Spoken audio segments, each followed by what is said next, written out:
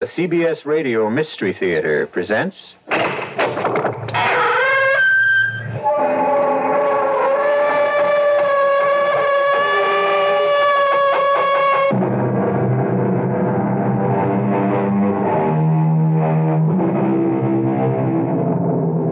Come in.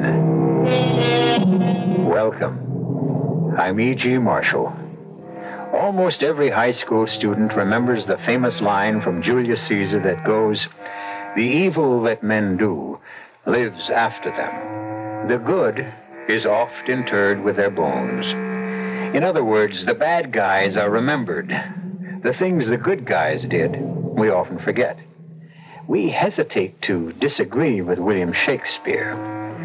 How many of us can recall the specific deeds of Jack the Ripper, Rasputin, the Mad Monk, or Lucrezia Borgia? And how many of us will always remember the good deeds of Florence Nightingale, Joan of Arc, Abraham Lincoln? Our tale begins one stormy night when Everhard Edwards was awakened from a deep sleep. Everhard Edwards. Yes? Who's that? Who's speaking? Listen to me. What do you want? I wish to reward you. For what? I don't need anything. I am the one to decide that, Everhard. If you say so. A reward for services above and beyond the call of duty. A reward for being that rarest of creatures. A good man. That's very kind of you, I'm sure, but Get out of bed. Stand in front of the long mirror. Turn around. What do you see? The light's not too good, but No. It can't be that. That's impossible. That is my sign. My reward. My recognition of gratitude for your service. But what will people think? What will people say?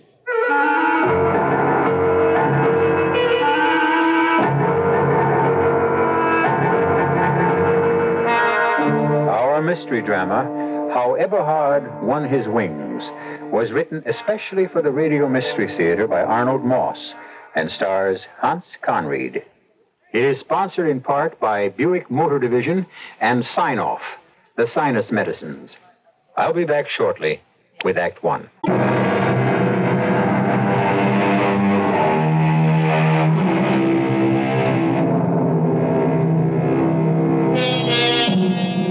Everhard Edwards, besides being a very competent bank teller, was one of that little band of unsung heroes whose major purpose in being alive is to try to make life a little better, a little more bearable for those around him.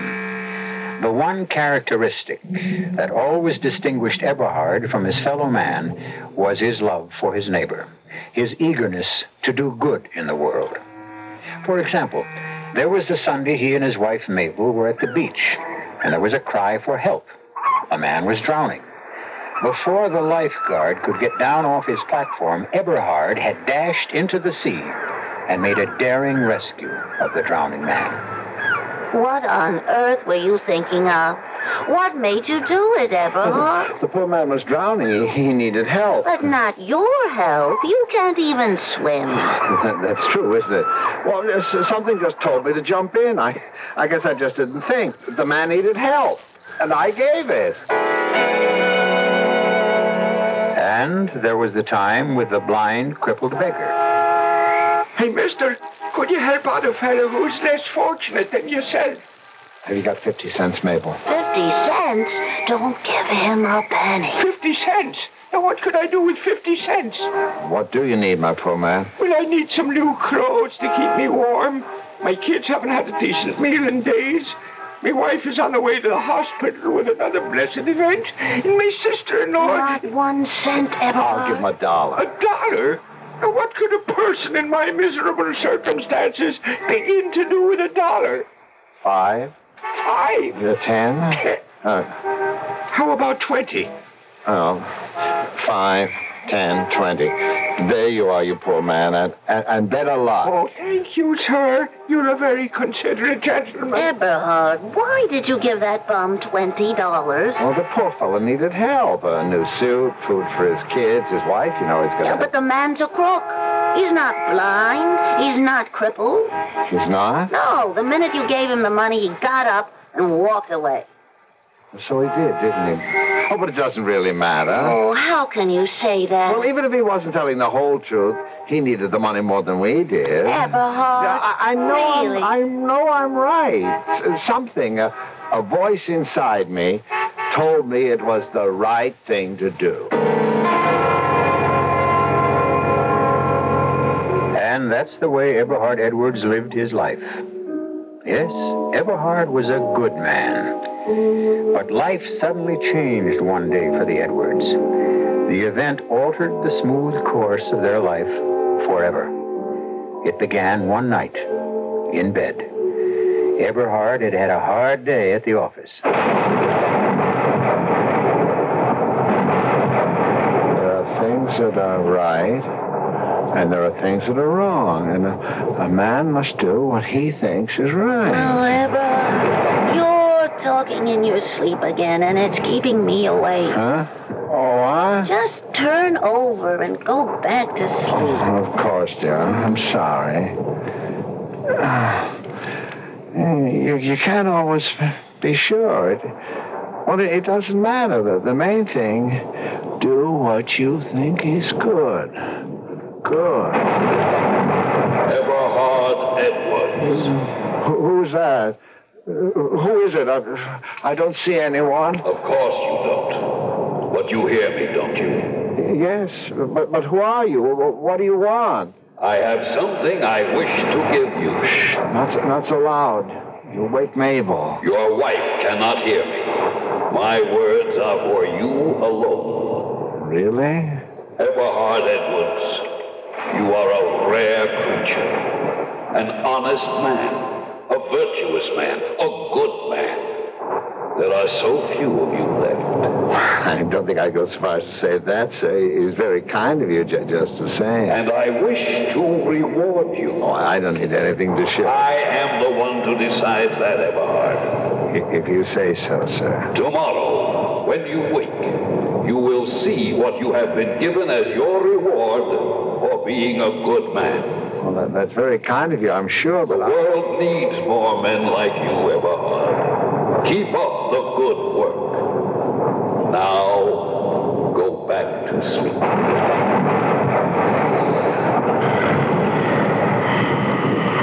Oh, Everhard, you're snoring again, and you're keeping me awake. What, dear? Just turn over and stop snoring. Have a little consideration. Oh, of course, dear. I'm sorry. Dear. Mabel, dear. Oh, why can't you let me sleep? Oh, there's something strange. Something very funny. Oh, what are you talking about? I'm not sure. I can't turn onto my back. Why not? I don't know. Well, then turn over onto your side, and for heaven's sake, let me sleep.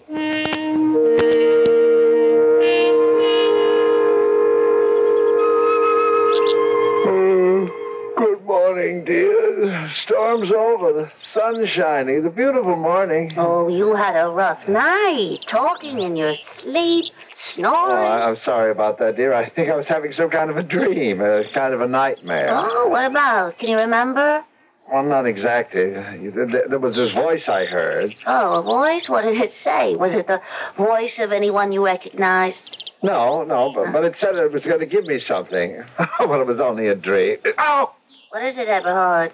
On my back. I just turned over on my back, and it was like I was being stabbed. In the back? Show me where. Right here, near the shoulder blade. Oh, my.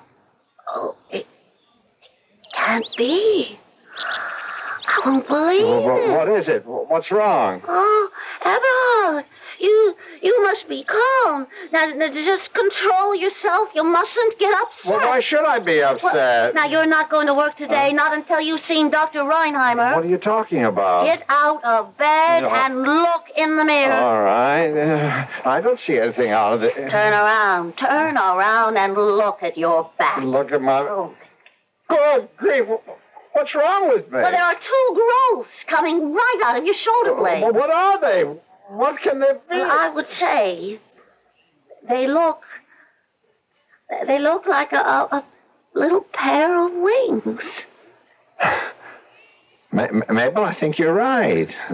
They are like little wings with pretty white feathers and everything. Growing right out of your back. Oh, my, don't move, dear. Stay right where you are. What are you going to do? I'm calling Dr. Reinheimer for an immediate appointment. She'll know what to do. Imagine. Wings.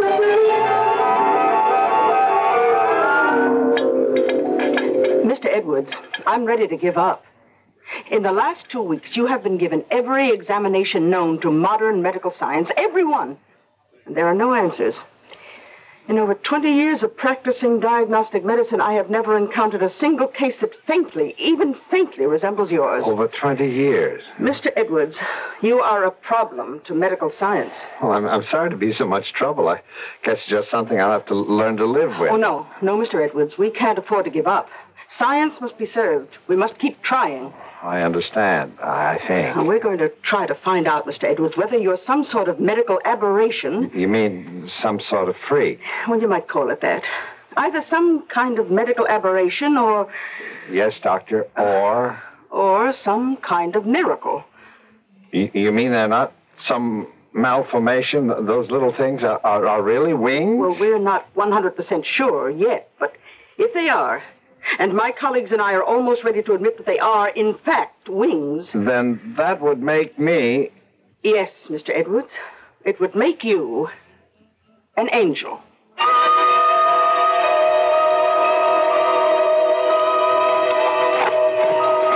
Everhard, you must stand still. Stop turning around to see how they look. Well, I'm sorry, dear. I still haven't got used to them, you know. Oh, ruining all these perfectly good shirts, to say nothing of every suit you have on your back, in a manner of speaking. But, Mabel, dear, we had to cut those slits in the backs of my shirts. Oh, but the suits, too. Including the black mohair, it's my favorite, and you've only had it 6 years. Well, it'll just take a little getting used to, dear. Oh, it's costing us a lot more money. But you can't expect me to ride in the subway with all those crowds. They could get bruised. They lose their nice white feathers. But a taxi to and from work every day. Yeah, I know, dear, I know. Well, I find it pretty humiliating. Humiliating? Yes. Just this morning at the supermarket checkout counter, that fresh little redhead kid dared to say, "We have a special this week on birdseed, Mrs. Edwards. 5 pounds for only 79 cents. Imagine." Oh, that was only his little joke. Well, and the neighbors themselves, Everhard, they are talking. They are talking. But they're fine people, Mabel. It doesn't hurt us. Well, some of them even think your wings are fake. That you just stick them on that way. That you're really some kind of a nut. Well, let them think what they want. Everhard? Yes, dear? Sit down. Huh? Please. And I don't want you to get upset or excited or anything. Well, when did I ever get excited? And don't interrupt, please. I wouldn't think of it. Now, Everhard, this whole thing is impossible. Oh, I don't know what you mean, dear. We've been married for 27 years. I've been a good wife. Well, haven't I? Oh, yes, Mabel. Yes, a very, very good wife. Yes, and there's been times when I've had to be a very patient one. You agree with that? The patience of Job. Well, my patience is at an end, Everhard. This cannot go on any longer. Well, I don't understand. I asked you not to interrupt. Oh, I'm sorry, dear. Now, in one way or another, we've got to find a way to get rid of those awful wings. We can't possibly do that. Why can't we? They're embarrassing. They're expensive. They're useless. They're making us the butt of unfunny jokes from everyone in the neighborhood, and what's more, they're getting in the way, Everhard. Everhard Edwards, those wings must go.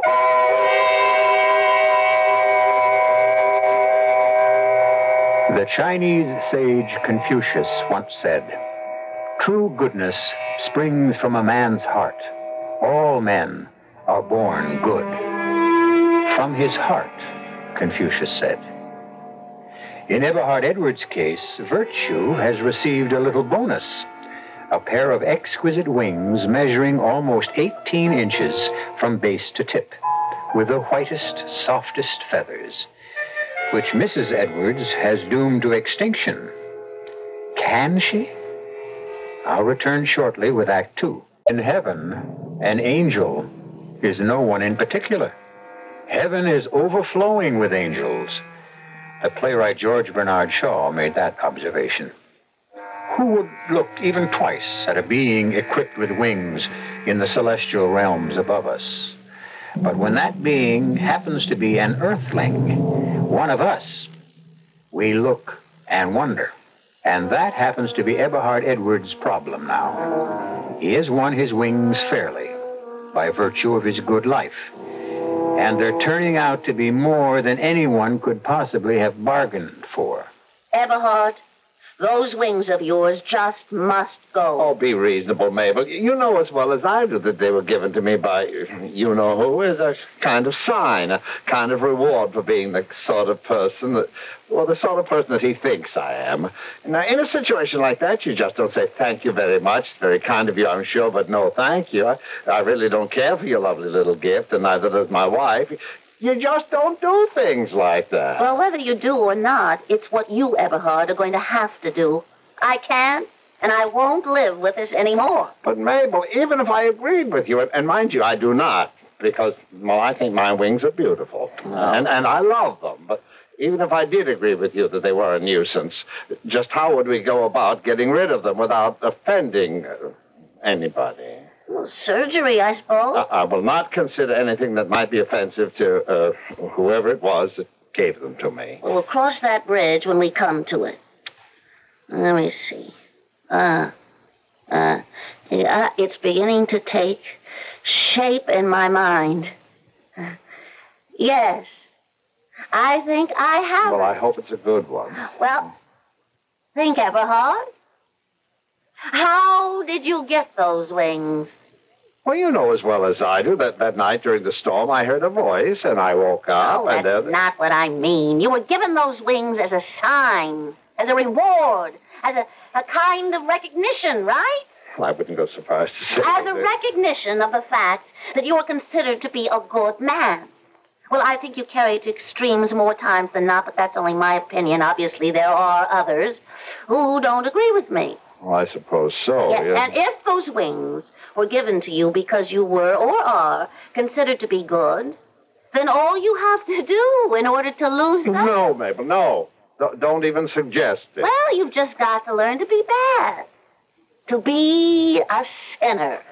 Mabel, what are you saying? I could no sooner commit a sin than I could jump over the... Well, sometimes we surprise ourselves. What, to sin? Well, I wouldn't know how. Where would a person begin? Well, like anything else, I suppose. The first thing to do is to get a list somewhere of what is considered to be a sin. A list? Yeah, I have it, Everhard. I have it. The seven deadly sins. Mabel, do you know what you're saying? Well, the seven deadly sins, of course. How obvious. Well, what's obvious? When we find out what the seven deadly sins are, then all you have to do is to commit a couple of them, and you'll see how quick you'll shed those feathery things of yours.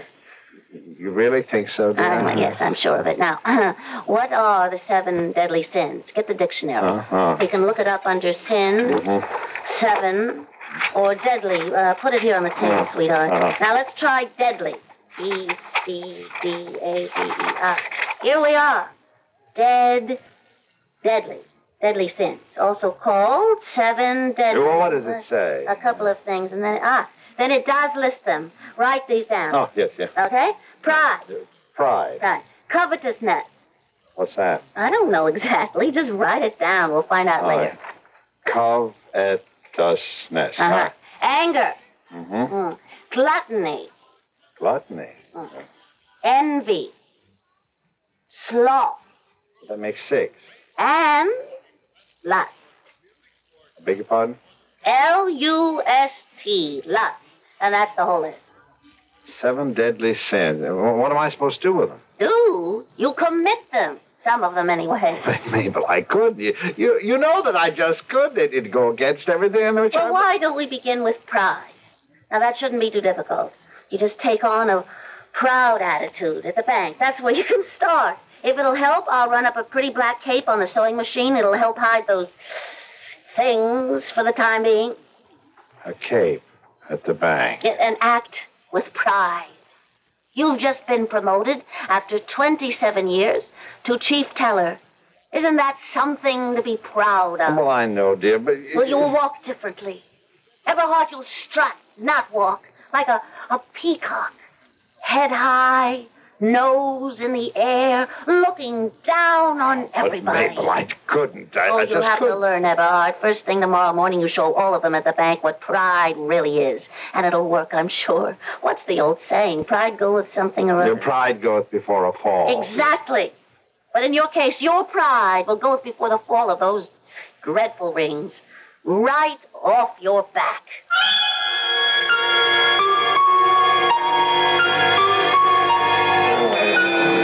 Miss McClory, may I speak to you for a moment, please? Why, sure, Everhard. Anything wrong?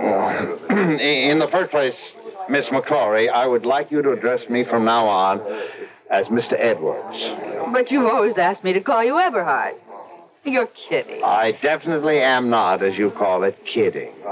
Okay, if that's what you want, Mr. Edwards. And another thing, I would be much happier if in the future you would wear blouses with a slightly higher neckline. Now, in all the time I've worked at this bank, nobody Well, in my position as head teller, I strongly urge that from now on you dress and comport yourself with a little more dignity, a little more subtlety, and if I may say so, with a little less obvious emphasis on the nature of your sex. Everhard Edwards, what are you trying to do? You stand out. You're different. And in my capacity as head teller... I'm different. I stand out. You're certainly one to say that, with that silly cape you take. Well, it does not advertise my features the way your blouse does. You just listen to me, Everhard Edwards. I happen to be very proud of being a woman. I have, as you well know, never flaunted my femininity, nor have I ever hidden behind it. But I am proud of it. Well, maybe that's your trouble, pride. Pride my foot. Now, you just go back to being your own sweet self, the Everhard Edwards we all know and love so well. You don't understand. I understand one thing. The way you're trying to act, it doesn't suit you. It's not you. You're sweet. You're generous. You are not overbearing. You're considerate. You really wouldn't want to hurt my feelings about my blouses or my walk or anything else. Am I right? Miss McClory, Edna May. Yes, Mr. Edwards. Do go back to calling me Everhard, please.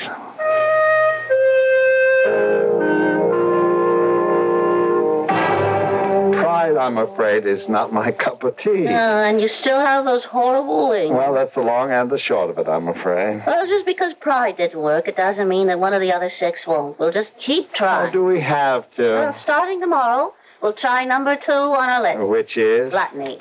Now, that's got to work. We can't miss.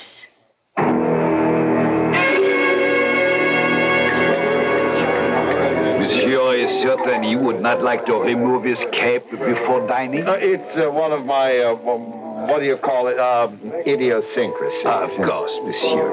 Then, to commence, may I suggest half a dozen of our luscious oysters with our very special cocktail sauce? Oh, that sounds good. Well, half a dozen for my wife. And 2 dozen for you. And 2 dozen for me.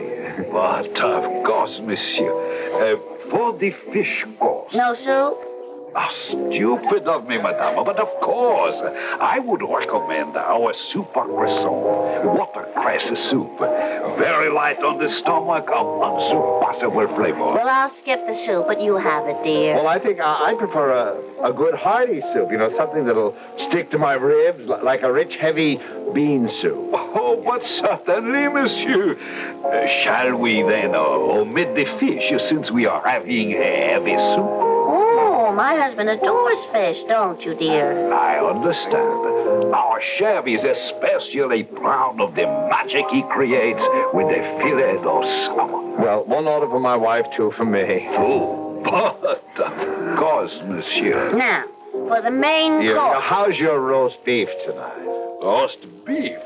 Oh, but excellent as always. Mm-hmm. A small portion for me, medium rare, and the special extra cut for my husband. The special extra cut way over 2 pounds. Well, I'd like it rare, with a bone, please. And a double order of your hash brown potatoes, carrots, peas, and green beans. Oui, monsieur. We skip the salad. Oh, what kind of a meal is it without a salad? Certainly salad. A big chef salad, huh? You and Madame will share. No, one each. Make mine extra large. 2 chef salad, 1 extra large. And I think we'll wait till later to order dessert. You have so many tempting ones, I find it difficult to choose. Thank you, monsieur. I will send the wine steward to your table immediately. How am I doing? Wonderful, Everhard. I'm really proud of you. But it's not just enough to order. To be a glutton, you have to eat what you order. Oh, don't worry. I can handle it if my wings must go. Madame, your oysters. Half a dozen for madame, and for monsieur, 2 dozen. Good appetite, monsieur. And, if you will permit me to say so, the very best of luck.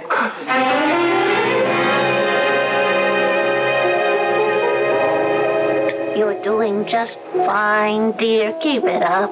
Those wings will begin to shrink any minute now.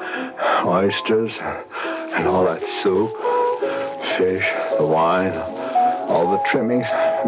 Mabel, I don't think I can eat it. I don't think my stomach is capable. Have another roll and butter, Everhard. I'm so proud of you. You're doing wonderfully. I'm not so sure. And here, monsieur, the prime rib of beef au jus, exactly as you ordered. 2 whole pounds of succulent, juicy beef.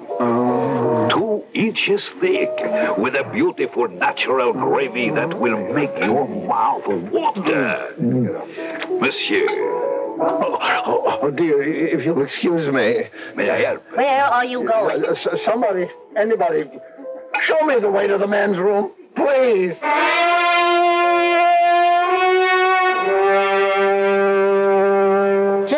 Keep the thermometer in your mouth a few more seconds. Everything's gonna be fine. I'm sorry I let you down, dear. I meant well. Yeah, I know, dear. Not quite 101. Not too bad. Oh, I guess I was never cut out to be a glutton. I wouldn't care if I never ate anything ever again. I feel terrible.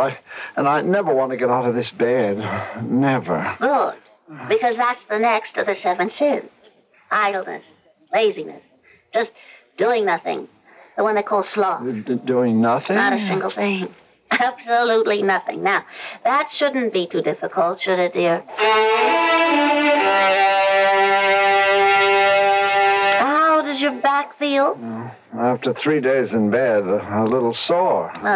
Any sign of those wings shrinking? Shriveling? Just falling off? Nothing. Oh, you really are the picture of sloth. 3 whole days in bed. Maybe this whole business of the 7 deadly sins just isn't worth it, Mabel. It might be easier just to keep the wings. Well, you've gone this far. Mabel, I am not a proud man. I am not a glutton, and I'm afraid I'm not slothful either. I want to get up and go to work. I just can't do nothing. I hate the idea of your playing waitress, servant, nurse to a lazy man. Well, if you must know the truth, it is beginning to be a little wearing. I am tired. Is it all right, then? Only if you promise to try one of the other sins. Great. Except for shaving, I'm ready. You're all dressed. Well, I didn't want to lose any time. Oh, but remember your promise. Now, which one is next? What have we got left? Let's see. Envy, covetousness, anger, and lust. Well, could we try for anger? You know, sometimes I feel that I It's could... just what I was about to suggest. And this time we won't fail. I have a plan. Who you calling? You'll see. Who? What's the difference? Well, I'd just like to know. Oh.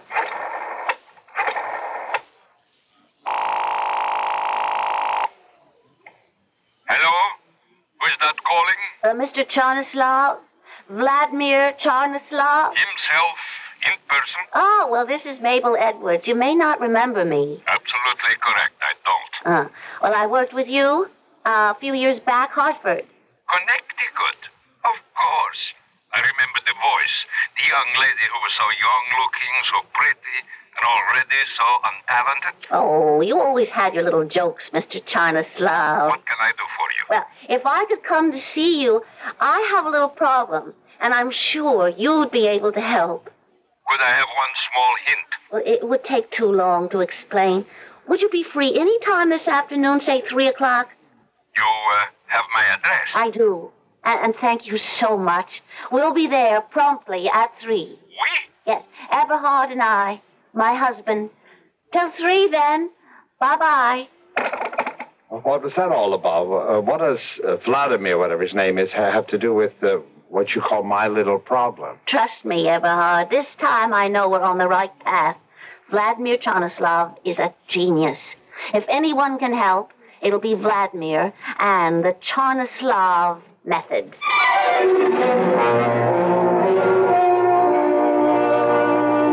We all know it's not an easy thing to be good. Temptation keeps rearing its lovely head every minute. It's only the very strong who can wholly resist. But Everhard Edwards is finding out that for him, it's just as difficult to be bad. I'll be back shortly with Act 3.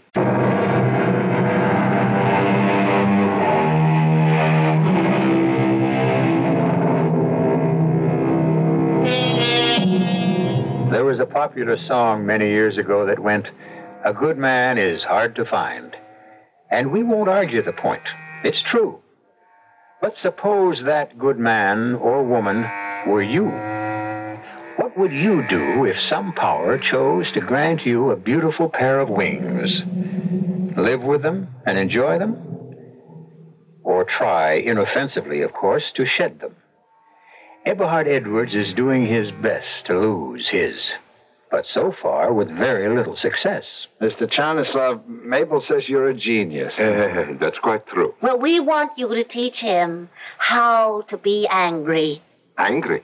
That's all? Yeah, but really angry. From, like you used to tell us, from the pit of the stomach. My wife has the idea, Mr. Charnislav, that if you can teach me how to be angry, not pretend to be angry, but really genuinely furious, it would help me to lose something that I've been trying to get rid of. Your inhibitions, no? Well, that and a little bit more. Yes, I understand. Very well. We begin. First, would you kindly remove that cape you're wearing? Oh, he couldn't do that, Mr. Charnislav. There's a very good reason. I see. Well, then, take off your tie, open your collar. Now remove your shoes. All right. Oh, that's very good. Good. Now, if you please, lie down here on the floor. On the floor? Do as he says, Everhard. Yeah. Flat on your stomach, stretch out, stretch. More. Very good, very good. Now, on your knees. Like this? Good. Now listen carefully. You are a strong young lion. I'm what? Don't interrupt, Everhard. A young lion. You are in a clearing in an African jungle. You have been starving. You have hunted for days for food. You have just succeeded in catching your supper, a small gazelle. You're about to eat your supper when you see a strange young lion approaching. He comes quite close. You look into his yellow eyes. You see there the look of hunger, of desperation. He reaches out one huge paw to take away from you your dinner. At that moment, in your blind fury, your uncontrollable anger, you shake your mane wildly, look that other lion in the eye, and you let out a bellowing, of hatred, a roar of frenzy. Roar, Mr. Edwards, roar! Do as he says, Everhard. Let yourself go. I don't know how. It's very simple. Just roar. I'm sorry, Mr. Chanislav. We try something else. Stand up, please. I never was very good at impersonating. We try one more time. The Chanislav method has never failed. Mr. Edwards. Yes? You might as well know the truth. I am madly in love with your wife. I have been since the first time we met. I love her, and I am man enough to hold on to her. But you, Mr. Edwards, you are nothing. And to show my scorn for you, this. Oh, you hit me. Right in the face. You like to make something of it? You poor man, to be so carried away by your emotions that you... Well, what are you going to do about it, Everhard? What else is there to do? Poor Mr. Chanislav. I turn the other cheek. Strike me again, if you like. Huh? Oh, I give up. For the first time, my method has failed. Leave my studio, both of you. Well, what you said about yourself and my wife... It wasn't true, of course. It was part of the method. Oh, I hope you'll excuse me for everything. I just find it impossible to get angry, mad at anybody or anything. I'm sorry I let you down.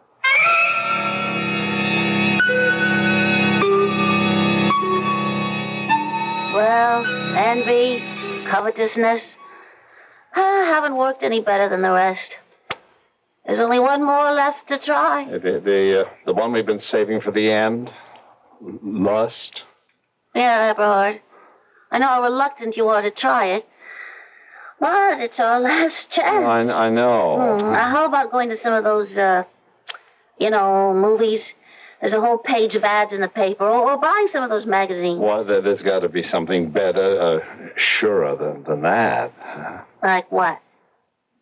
Something where I'd be more directly involved. Everhard. I'm ready to give up the whole idea, you know. We've gone this far. No, we must go through with it. I'm sure you'll find a way.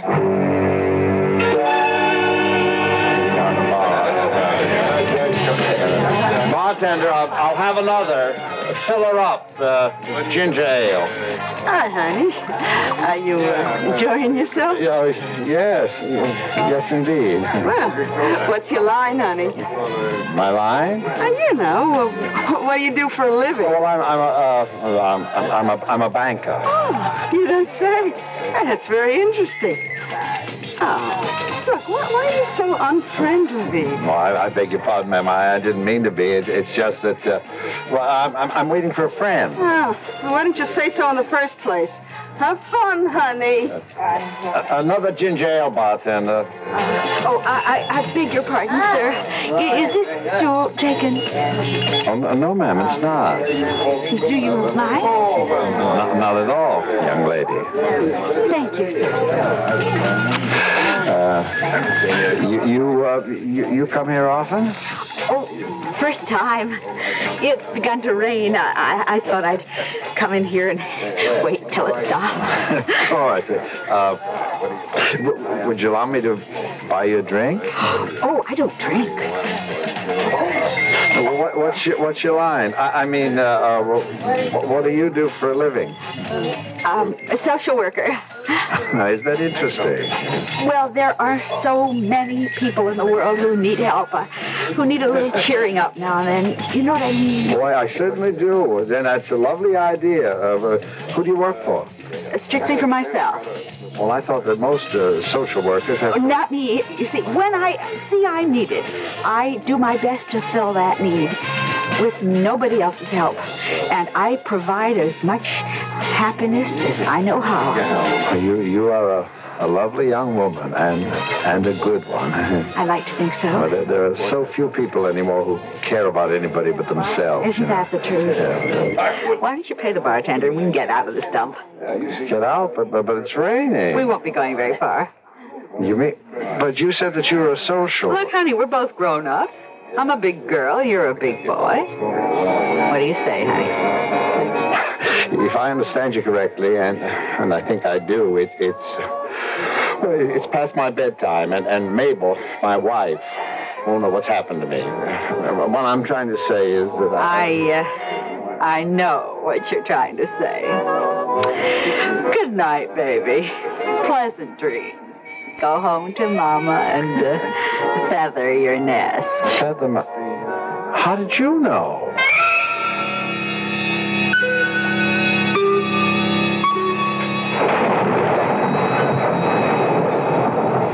I told you the whole story, Mabel. That's all there is to it. Oh, would you move over a bit, dear, onto your own side of the bed? Oh, I'm sorry, dear. I was no better at lust than I was at anything else. I tried. I really did, but nothing came of it. I just couldn't. I know, dear. Mabel, you're very sweet.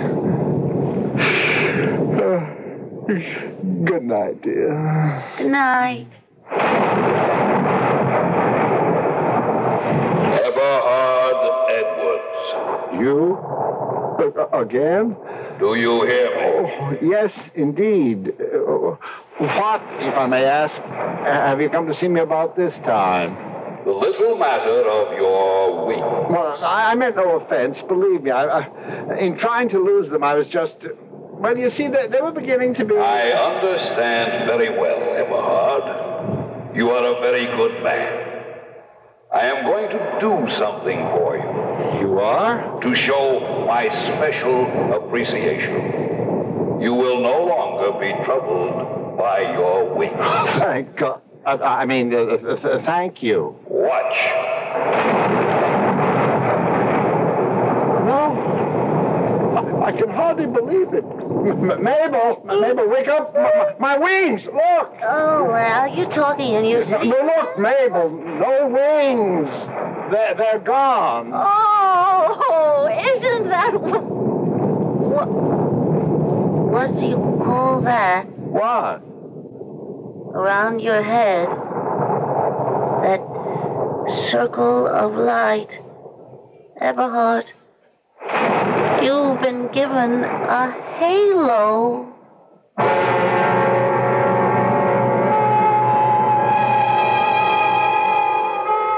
You recall that popular classic of the 20s that went, "If I had the wings of an angel, over these prison walls I would fly"? It almost became the theme song of the Edwards family. But that all changed. Now, when Mabel wants to go to sleep, she asks Everhard to turn off his halo. The light keeps her awake. But, alas, Everhard can't do that. And in the hope that something will happen, his bedside reading each night has become Rudyard Kipling's The Light That Failed. I'll be back shortly.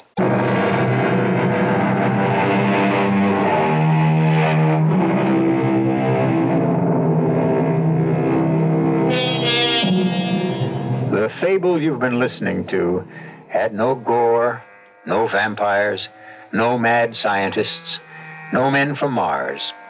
Just a simple little tale that says, in this slightly imperfect planet we inhabit, there might be a chance that some latter-day Diogenes, who spent his life looking for an honest man, might just find him in the home of Everhard Edwards. Our cast included Hans Conried, Marion Haley, Jackson Beck, Bryna Rayburn, Martha Greenhouse, and Arnold Moss. The entire production was under the direction of Hyman Brown. And now, a preview of our next tale. Well, Mrs. Desmond, I'm sorry you did not heed my warning. Oh, no, please don't come back. I've not been away. But I don't want to talk to you. It was bad enough that you upset me, but you had no right to bother my son. It was you who interfered, Mrs. Desmond. You and your husband. You spoiled it all. I was trying to save your son before this happened. Nothing has happened, Mrs. Probish, and I won't let you alarm me anymore. But you are alarmed, Mrs. Desmond, and well you might be. Why did you let him go. See, they're already out of sight. And if you don't act quickly, you'll never see either your husband or your son again. Radio Mystery Theater was sponsored in part by Anheuser-Busch Incorporated, brewers of Budweiser. This is E.G. Marshall inviting you to return to our Mystery Theater for another adventure in the macabre. The CBS Radio Mystery Theater presents...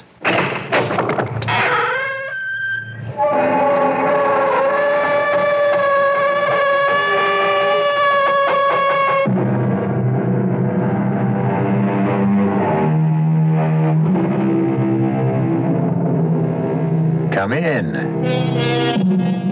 Welcome. I'm E.G. Marshall. She is an incredibly imposing figure, Queen Liliolani, last of a pure line of Polynesian royalty, save for the handsome son she faces, nearly eye level to eye level, although Dani Makihini is well over 6 feet. Always a woman of Amazonian proportions, middle age has blown her to gargantuan size and girth, and her anger and emotion is as monumental as the rest of her. Marry a haole? I'd as soon see you dead. Oh, come on, Mother. It's the 20th century, and Hawaii is a state, not a monarchy. The Polynesian and the American Indian are two of a kind. Two civilizations pirated, their lands raped and stolen, their countries plundered, and their people sold into virtual slavery. You should be running for the Senate. I should be making powder and cleaning my gun. For of all the haoles on this island, the most repressive, imperialist, surrogate king is Carter Bradley, and my son will marry his daughter only over my dead body. Mother, I've never seen you like this. You're always so reasonable. You are betrothed to Taormina. We haven't really seen each other for over 7 years. She's more like a little sister to me. I know more than you do, my son. For all your doctor's knowledge, I beg you not to tempt fate. The gods have been angry enough for years, and my inner senses tell me what you plan will bring a great auai down upon us. I see a raging disaster already set in being that no human being can stop.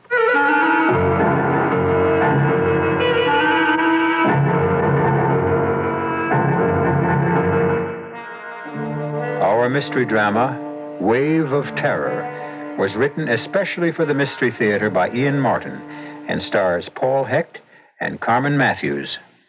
It is sponsored in part by Anheuser-Busch Incorporated, brewers of Budweiser, and Buick Motor Division. I'll be back shortly with Act One.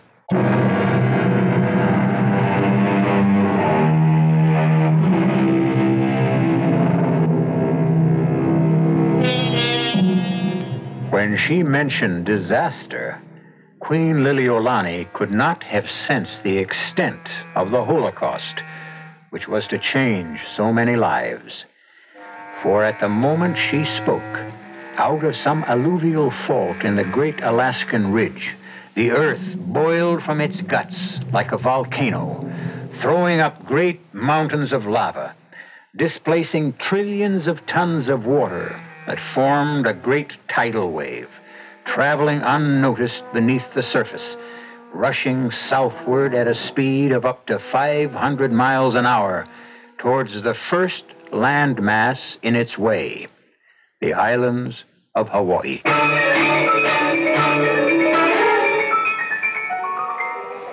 2 days earlier, Dani Makihini and Liz Bradley had gotten off the plane from the States at Hilo Airport. Dani, tall, nut brown. Liz, a blue-eyed, sun-bronzed, typical California girl. God and goddess with a special shine, the shine of love. But despite the message of their eyes and their faith and assurance, their homeland has brought them a cloud of uncertainty. I'll manage somehow, Dani. Dad's tough, but I can usually break him down. Yeah, so is Mother. I wish I felt as sure of her. She has a genius for getting her own way. It's a habit of royalty, and we're both children of royalty. Only yours is for real. So is yours. Mine is just tradition, but yours is force majeure. Mother is a queen by birth. Your father wears his crown by owning half of Hawaii. What makes me unhappy is that I can't bring you the kind of world you're used to, which is only one of the strikes against me as far as your father is concerned. Now, don't start that bit again. So you're a Kanaka. I'm a Haole. So what in this day and age? Nothing stateside. Here in Hawaii... What's the difference? We're the ones getting married. Supposing they don't give us their blessing. It's up to you and me, isn't it? Oh, honey, of course, except... maybe I'm still part heathen after all. Without my mother and your father's blessing, I have a... Now, for all my liberal arts education and medical school, I still can't explain it with anything but a Hawaiian Polynesian word. I have a mea mea. That's just plain superstition. No, it's an uneasy feeling. But if it has an explanation, it goes away. Big difference. Welcome home. Darling, we're borrowing trouble. Let's just go home and face up to our parents, and maybe there won't be anything. I only want to make it as easy for them as it is for us. I love you. And I love you. It's as simple as that. So just kiss me a short goodbye, you big worrywart. When did I have to be asked? What is it? First rift in the loot. Your ex-rival, Dr. Peter Hughes, is heading straight for us. How'd he get through customs? The Bradley name. The key that opens all doors. Funny Dad isn't with him. He's probably too busy reigning. What? Isn't that what a king does all day? Aloha, Elizabeth. Danny. Aloha, Pete. What's the matter with Dad? Not a thing. Then why isn't he here to meet me? Well, he got tied up in some business. Am I such a bad substitute? Of course not. I had the feeling I was something of a letdown. By the way, Danny, Queen Liliolani and that exquisite intended of yours, Taormina, are waiting for you outside. Oh, I'd better make tracks. Mother doesn't like to be kept waiting. And I'd better get Elizabeth into the helicopter. Mr. Bradley is a little impatient himself. Will I be hearing from you tomorrow, Liz? I hope tonight.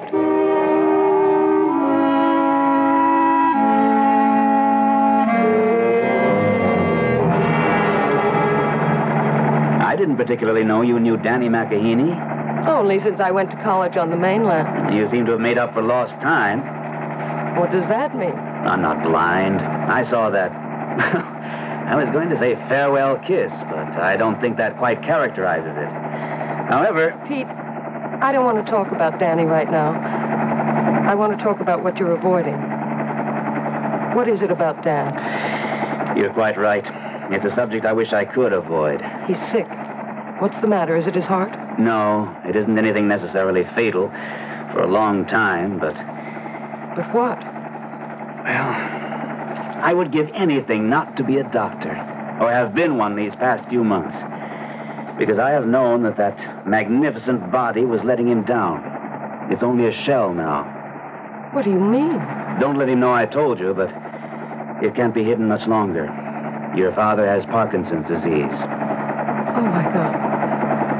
Does that mean he's going to die? With care, what medication we know has some results. Under normal conditions, no. But there are plenty of symptoms, none of which your father is going to be able to bear. What symptoms? In your father's case, mostly muscular. Trembling of the hands, dropping things unconsciously. A rigidity which will inevitably cut down on his normally superactive lifestyle. A marked decrease in his muscular control. Oh, no. Oh, that can't happen to Dad. What can we do to help? Some drugs. A fortunate remission in the disease sometimes. Most of all, trying to avoid emotional excitement and fatigue. Welcome home. I had to tell you. Especially since... Why stop now? I love you, Elizabeth. I'm too old for you, but just the same, I know you're in love with Danny McAheeney, that you want to tell your father so. I'm trying very hard to be as objective as a doctor ought to be. I don't know what any of our futures are destined to be, but I do know that your father's life, not necessarily death, but his life, is probably in your hands at this moment and from here on in.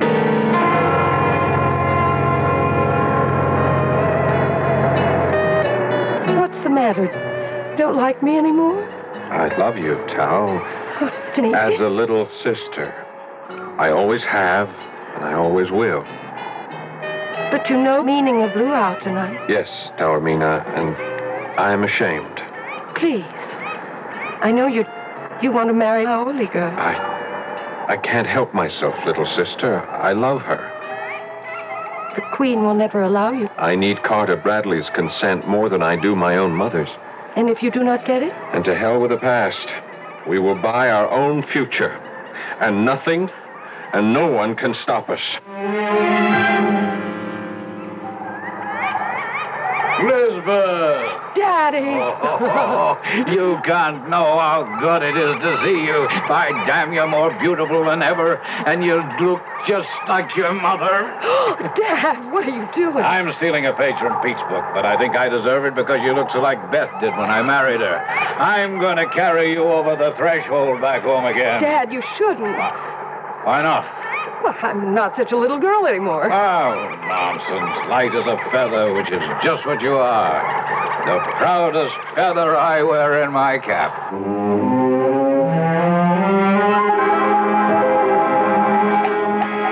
Damn, I'm sorry, Elizabeth. Did I spill? No, Dad. I came a cropper off a new stallion I've been breaking in. My arm's a bit stiff.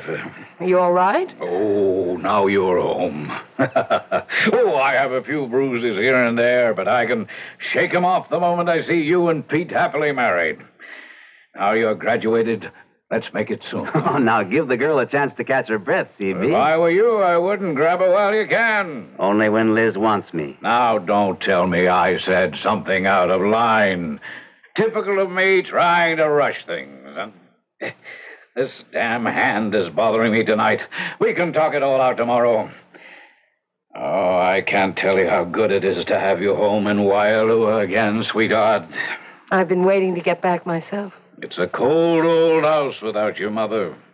You're my one hope for Waialua's future, and have always. A lot of responsibility to put on a daughter's shoulders. But since I have no son left, I know you won't fail me.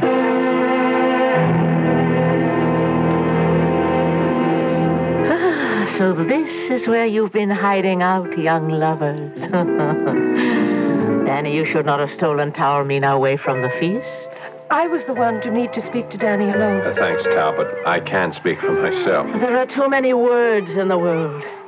Let us just thank the gods for what little we have. We are a dying race, my son, but still a proud one. You and Tau can keep us alive. And I thank Oro and Tane and Taora that the moment is almost here. Almost here? You are a doctor now. Now, the wedding ceremony need wait no longer. I have set it for the full moon, the night after tomorrow. Mother, Mother, Taormina and I will not be wed. Tao, is this your wish? No, but Don't stammer, girl. Answer me. I will answer you, Mother. I love Tao as a little sister, but I will marry Elizabeth Bradley. The daughter of Carter Bradley, the Howley? Yes, Mother. Never. I'm sorry, I must. We are in love. He won't let you. How can he stop us? Then I will. If I have to call on all the ancient gods... Oh, please, Mother, I no longer believe in magic, alui, or any superstitious curse that could harm me or Liz. No curse or any magic to harm the girl. I have no power for that or second sight. But I tell you this. If you marry this Howley girl, if you tie your life to Carter Bradley's daughter, you end my life. My death will be on your head and hers. I can smell it in the wind. If you insist, in the words of the missionary, you will reap the whirlwind.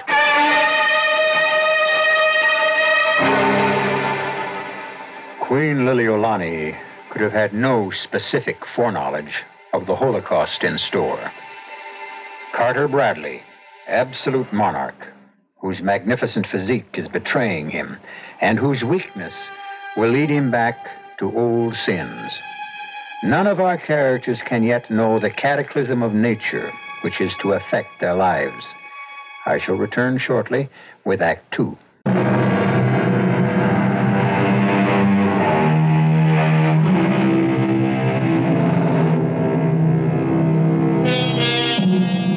The great shelf of sub-ocean land that lies off the Aleutian chain of islands is still intact.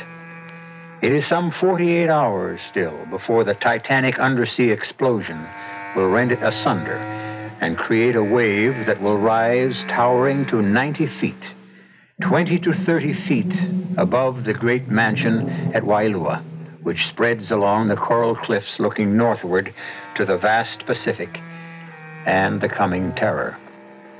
On the lanai, facing away from the ocean, Carter is just finishing breakfast as Liz joins him. Well, now it seems more like home again.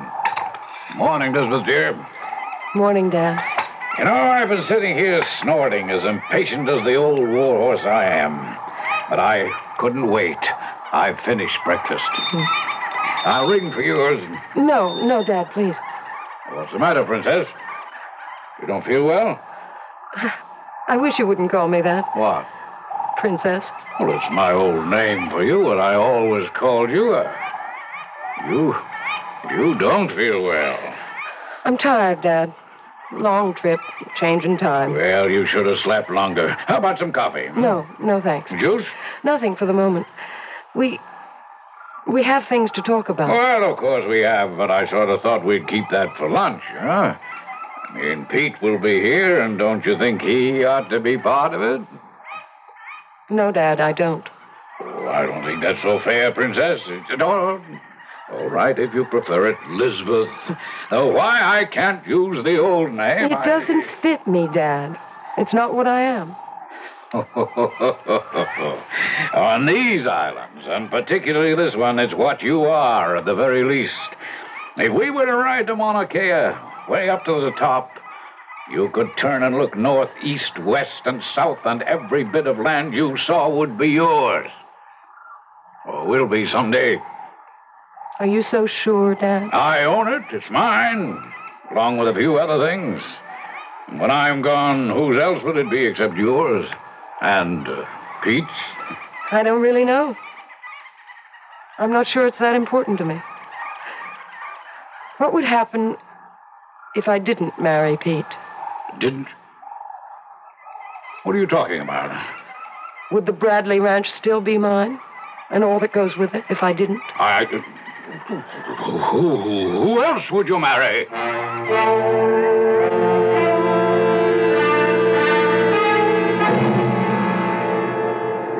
I didn't expect you up so early, my son, after the long trip and the luau. It was a perfect morning for surfing. When the sun rose, I saw those easy rolling 4-footers, and I grabbed my board and took off. Happy to be home again, in your own land. Yes, in a sense. Cutting across those waves out there gave me back not only my sense of balance, but just my own plain good sense. I'm happy to hear that. Then today, we don't quarrel. That's up to you. My doubts are all gone. I would hope that you tell me you are talking about Taormina. Yes, in part. Yes, you will marry her. Mother, listen to me. I know your pride in race, in bloodline, your struggle to make sure that it won't die. But when I left Hawaii to go to UCLA, I was 18. Tao was 10, 11 years old. We made the promises, we took the vows, but Tao was too young to know what was involved. I believed then, as you do still, that our heritage and our race must be preserved, but I don't any longer. You are a Polynesian prince. No, I am a citizen of the world, Mother. A doctor. Race, creed, color, nationalism, nothing matters to me but that the human body is one and the same thing. The body made strong or weak by exercise and usage, the brain the same, by education or lack of it. So you will not marry Taormina? No. You think Carter Bradley will share your views, accept you as his son-in-law? I don't know. I'll find that out today. But if he doesn't? We are both of age, Mother. He can't stop us. I wouldn't be too sure of that. And what about me? I want you to meet Liz, Mother. I think you'll change your mind. I will meet her. But I shall not change my mind. And what will you do then? Meet her first before we come to that decision. When? Look, I'll take the Jeep into town and call her. Then I'll drive to Waialua, get her, and bring her back. You're wasting your time. I hope not. Because I love you. And I want you to love her, too. I'll be back by mid-afternoon. Great Tane, help me. Help me make my son see that our race, shamed and despoiled and dying out, must have new life bred into it. Only Makahini and Taormina can do it. She is a princess in her own right. Help me, Tane. Help me. Or the smell of doom that comes to me on the wind from the north will come to pass.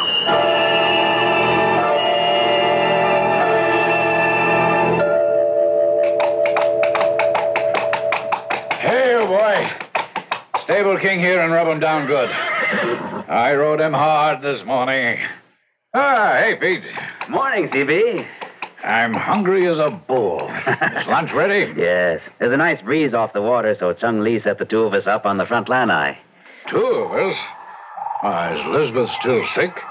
Oh, come, let's go through the house. I have to wash up anyway. Where is she? Upstairs? No, she left quite a bit before I got here. What do you mean, sick? Oh, she was feeling a little off her feet at breakfast. Left to go where? Oh, Danny Makahini came by and picked her up. Liz said she'd be back in the late afternoon. Danny Makahini? Queen Liliolani's son? Yes. Oh, I thought he was at medical school on the mainland. He was. He's graduated. He came back on the same plane with Liz yesterday. Didn't even know she knew him. But I don't like this about Elizabeth. Is it serious? In its own way. I was going to let her tell you herself. But maybe as your doctor, it's better if I do it instead. Oh, come on, man. Come on. Get it out. What is it? Well, let's sit down for a minute. I want to remind you of your condition and that flying off the handle and losing your temper is the worst thing you can do. Oh, you pill peddlers, you're all prophets of doom. Well, if you take the pills I provide, you might put yours off a good deal longer. Now, sit down. All right, but don't try to change the subject. I want to know why Elizabeth went chasing off with Makahini. Did they go surfing? Not exactly. Damn my eyebrows, you're a common enough lover, Pete. Your fiancée goes herring off with another man her first day back home, even if he is just a Kanaka beach boy, and you just let her go. First, she left before I got here. Second, he is not a Kanaka beach boy. He's a colleague of mine, a doctor of medicine. And lastly, Elizabeth is not my fiancée anymore. What? How do you know? Where did you find that out? Yesterday, when I brought her home. You turned my daughter down? No, I should have, really, in the first place. I'm far too old for her. Oh, rubbish. Well, I'm not marrying her, CB. And you're not fooling me one bit, Pete. You're still as much in love with Elizabeth as you have always been. I smell a rat, and I'll bet it's Makahini. Is that it? Is that it? Where did they go? To see the Queen. I imagine to ask her blessing. To get married? My daughter and a beach boy? Now, stop talking about Danny like that. And don't get all worked up. It's bad for you. Oh, I won't get worked up. First of all, because it's just not going to happen. There'll be no marriage between them, because if she doesn't stop it, I will. By God, if he has much as dares... It's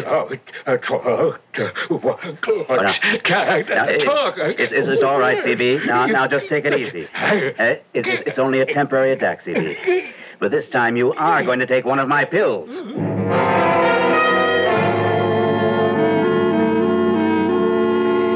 I'm sorry, my dear. You're a lovely girl. And I can hardly blame Danny. But marriage between you is quite impossible. Mother, I haven't finished. There are reasons beyond reasons why it can never be. Your blood is not our blood. Danny is already betrothed to Princess Taormina. The gods are already angered and cannot be angered anymore. For God's sakes, Mother, it's the 20th century. And you are as intelligent and well-read and educated as any woman I know. Stop acting like some old ignorant witch. I am acting as I must, because within me are ancient chords which sing of death and certain doom for two people. Queen Liliolani, I respect your point of view. Do you respect your father's? Yes. But I will give you the same answer as I would give him. I love Danny. I'm over 20. Danny is 25. There is no way either of you can stop us. I'd rather it wouldn't be like that. But Danny and I have agreed. She's quite right, Mother. We'd give anything to have both you and Mr. Bradley with us, but if you're not... I cannot give my consent. I can only warn you, if you persist, it will end in death and disaster. I have nothing more to say. I am going to pray for all of us.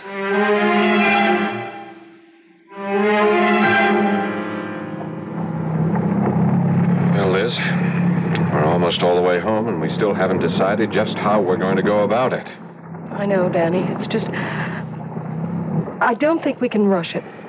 Not right now, because of Dad. If you want to back out, I'm not holding you to anything. Oh, darling. Darling, don't do that. Honey, I hate to get long-winded or go chucking my medical knowledge around, but Parkinson's, I mean, it can and almost always is a long, long process. He's going to need me. I mean, really need me for the first time in his life. It's a life that could last another 20 years. Are you asking me to wait that long? No. No. Because there are other... Oh, Danny, I'm so tired, and I just can't think, and we're home. Give me till tomorrow, at least. Sure, of course, darling. It's only, well, I'm under some pressures of my own, and if I can't have you, well, I won't break my mother's heart or Tao's, and tomorrow night is their night. I'll talk to Dad tonight. If I can't convince him, we'll be on our own. Why not let me do it? I'm the one seeking your hand, if not your fortune. I mean, it's up to me. All right, if you... What is it? Pete. He looks as if... Hello, Danny. Elizabeth. Hi. Where's Dad? Inside. But, Danny, Liz, if either of you want to talk to him about you, as a doctor, I'd say now isn't the time. What happened? I made a judgment. I thought maybe I'd better tell him about you, too. Did Liz tell you about his... Yeah. Did anything serious happen? No, Danny. MD to MD, you know how it can go. Yeah. He got a bit emotional and suffered some speech impairment. Uh-huh.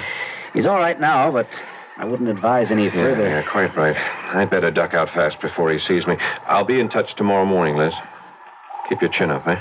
Mm-hmm. No real worries about your dad. Right, Doctor? Right. Just us. This, too, shall pass. I love you. Till tomorrow. Me too. And forever. That, too. Aloha.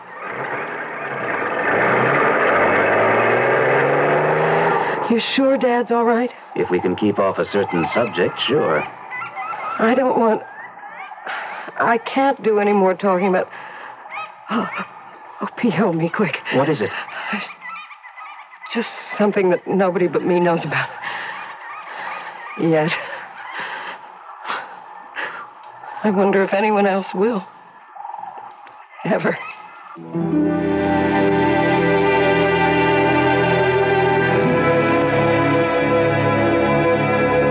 What new factor could enter a hoped-for marriage which already appears to have everything against it? And what is the meaning of Liz's cryptic statement, expressing a knowledge that only she has and no one else may ever know? Is it the same knowledge that Queen Liliuonaoni talks of as buried in the past? And if she too knows that ancient gods are to extract penance for buried sins, who are the two that are doomed? Or are more to die in the dreadful natural phenomenon that is at last about to be unleashed 3,000 miles away? I'll return shortly with Act 3.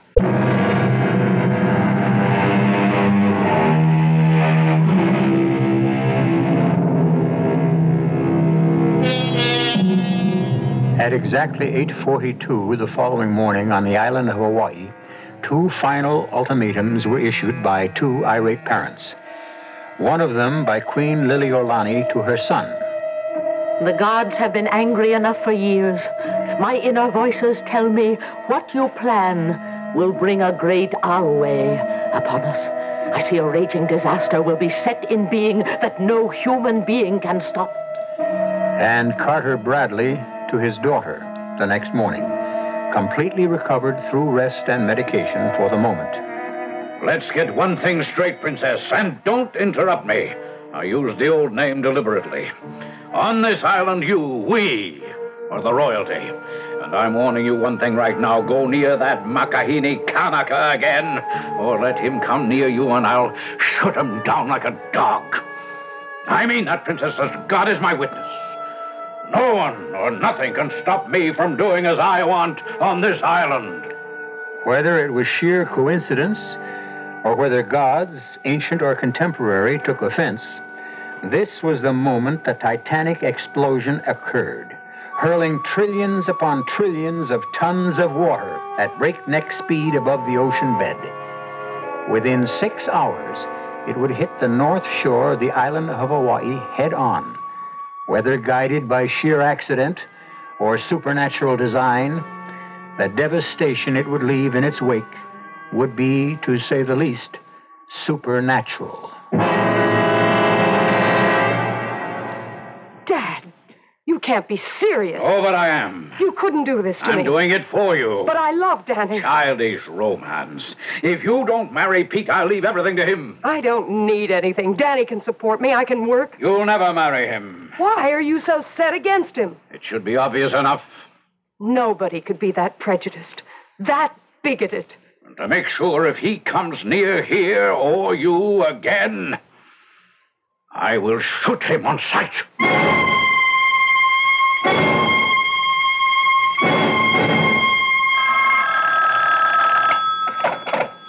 Dr. Hughes? Pete, it's Dad.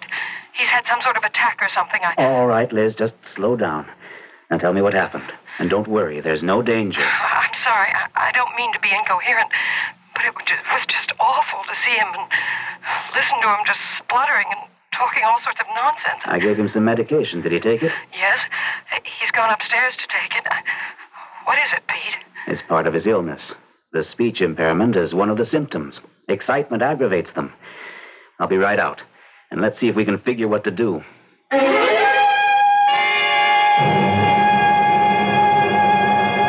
I've given him a sedative that'll keep him quiet for a couple of hours. Problem 1 out of the way, temporarily. Now for problem 2. You.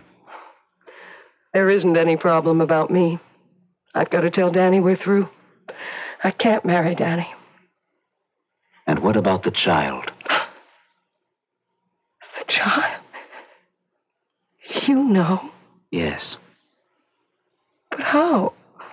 When I'm not even sure myself. When I gave you the sedative yesterday, I took some blood. There's no doubt about it, Liz. You're pregnant. Oh, Lord. Oh, now what am I going to do? You're going to get in the car with me and drive to Tupapahu. If anything can change Queen Liliolani's mind, it's the child. So you are already carrying Danny's child? And you think that will alter things? I'm the one who hoped it would. I won't give up Danny's baby. That's one part of him no one can take from me. You have courage, little Laoli. More courage than I had. I wouldn't say that. You know what a difference there is. Danny would want his child. Call him. Get him here and ask him. I can't. Why not? He left an hour ago for Waialua. I'm surprised you didn't pass him. He must have taken the Jeep over the back road. That's too rough for a car. For Waialua? Pete, we've got to stop him somehow, catch up with him. It's too late for that. But if he's gone to Waialua, if Father sees him, he'll kill him. What is all this? My father, Queen Liliolani. He's promised to shoot Danny on sight. Oh, please, please, can't you help us somehow? Why should I? It could be your son's life. And now, I am made responsible again for another life, another son. How history repeats itself. But it won't again. It's past time for retribution, and the gods are coming to claim it. What do you mean? The Mehameha is upon us. I can feel the ripples of it in my soul, the lift of it like a wave. I will call Brad. Brad? Your father. Once. He meant everything to me that Danny means to you.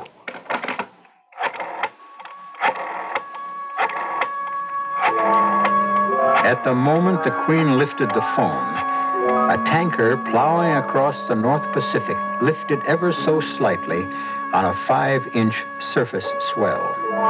That was the only sign of the gargantuan tsunami, the dreadful tidal wave which swept by at the speed of sound, hurtling toward the north shore of Hawaii. There, its monstrous energy would pile up the waters to a height of over 80 feet, driving inland till its force was spent, to be sucked back with such diabolic speed that it would carry away everything in its path. Yes? Brad. It's Lil. Lil? For Pete's sake. How many years? 12, 13. You sound just the same. I don't look it. How are you, Brad? Oh, I don't know, Lil. I'm not the man I once was. You'll never change. Certainly not for me. I want to ask you one favor. Now, Lil,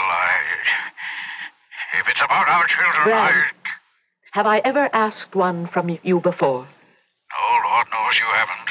It's a matter of life or death. Will you meet me at the grotto? If you ask me, how can I refuse? If we both leave this minute, we should arrive in about an hour and a half. All right, there.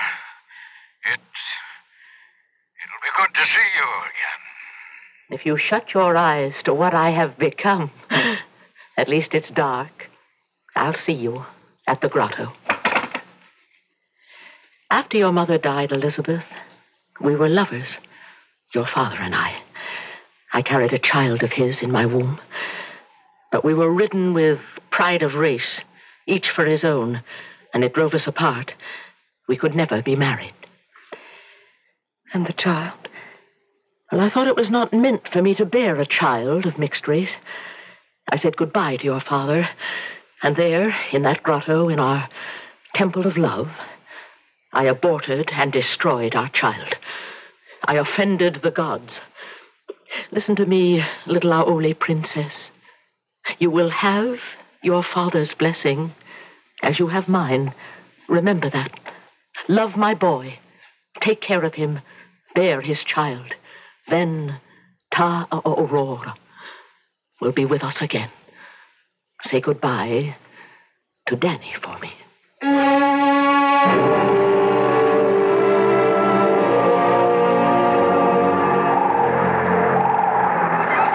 I cannot urge any longer, Brad. I thought if I at last was willing to accept commingled blood in a child of our families. I can't help myself, Lil. I am as I am. I cannot accept any child of my daughter's with mixed blood. And so you want to kill my boy? Not if he stays away from Elizabeth. And the child? Well, that can be taken care of. You will stop the children? Make history repeat a terrible mistake? Us all over again? Lil, I cannot change. You are changed already. Look at your hands. Shaking now like leaves in the wind. That's a different matter. I have Parkinson's disease. I told you you'd find a different man. Not the difference I would have wanted. Wait a minute. Shh, quiet. Come outside, Lil, quick. What is it, Brad? Tide. My God, look at it. It's a half a mile below normal. The fish left gasping on the rocks. A tidal bore is on the way, and a big one. I know. Aurora has been telling me all morning. I could smell the anger of the gods. It's why I called you here. To die? Dead, we cannot stay in the children's way. Well, there's still King. On a horse we both might... This gross old woman. Even at your best, you couldn't hoist me on his back. Even with you alone on his back, it's too late. But I have no right. No, try, Brad. Try, if you can. Home, King, home. Run like a wind, boy. You're staying. We've both been legends in our time, Lil. We wouldn't want to outlive our glory. I shouldn't have done this to you. No. I'm burned out, Lil. Thanks for making me realize that I hadn't much further to go. I only wish I'd been able to tell Elizabeth, that at the last she had my blessing and my love. She knows she has both. My love, yes, but the other, how can she ever know? I told her so before I left her. How could you? Because I knew what I was going to do. And I know you, Brad. Oh, I know you. If ever any woman knew a man. Oh, Lil, what a fool I was. We both were. But how good to have you back at last. Tsunami, it's coming at last. Are you afraid, Lil? No, I'm going home. Back to where my roots are. In the sea, to the south. Taoro. The sea god will guide me safe. And you, Brad. I go with you as I should have all those years ago. But you're shaking. That's what the wave will free me from. The shame of being less than a man. It's all right, Lou. It's as it should be. We couldn't have each other in life. We'll stand together forever in death. Aloha.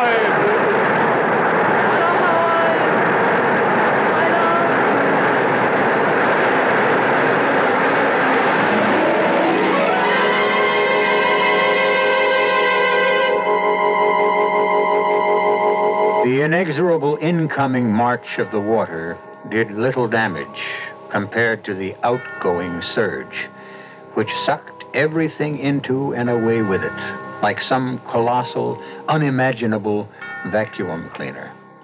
It left the beach and the inlet stripped clean, and swept Wailua away like so many matchsticks, as far as the eye could see across that northern shore of Hawaii where the wave struck, and as far as the wave penetrated. Not a living thing was left. I'll be back shortly.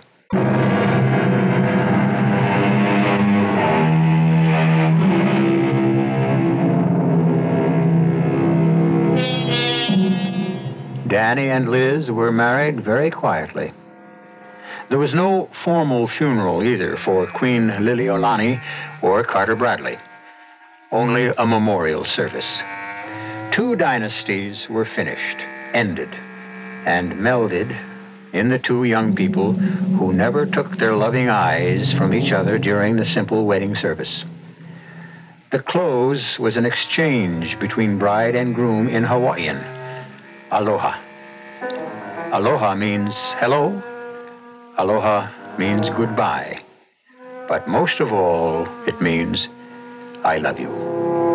For this, after all the terror and Holocaust, turns out to be just that, a love story. Our cast included Paul Hecht, Carmen Matthews, Suzanne Grossman, Gordon Gould, Ian Martin. The entire production was under the direction of Hyman Brown. And now, a preview of our next tale. I'll always remember how she looked. She was almost pretty when she had that shy smile on her face. But would it be murder? If all I did was help her to kill herself? She had this insane affinity for a lethally poisonous snake. Sooner or later, she would release him from his cage in the mad delusion that he was her dear friend. Would it be murder? No. It isn't murder. Look at him. This enormous monster coiled in his cage, sleeping. No one had seen me enter this house of crawling, murderous creatures. Here on the side is the latch. Radio Mystery Theater was sponsored in part by Sign-Off, the sinus medicines. This is E.G. Marshall inviting you to return to our Mystery Theater for another adventure in the macabre. Until next time, pleasant dreams.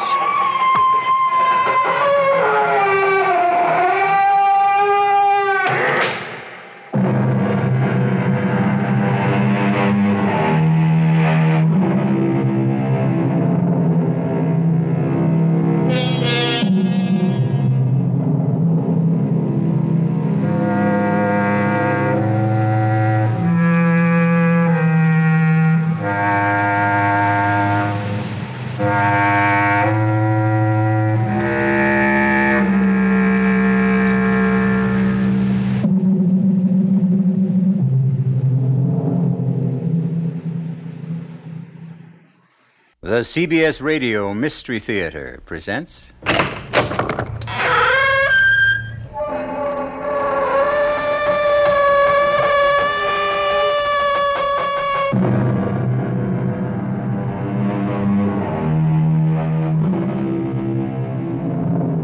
Come in.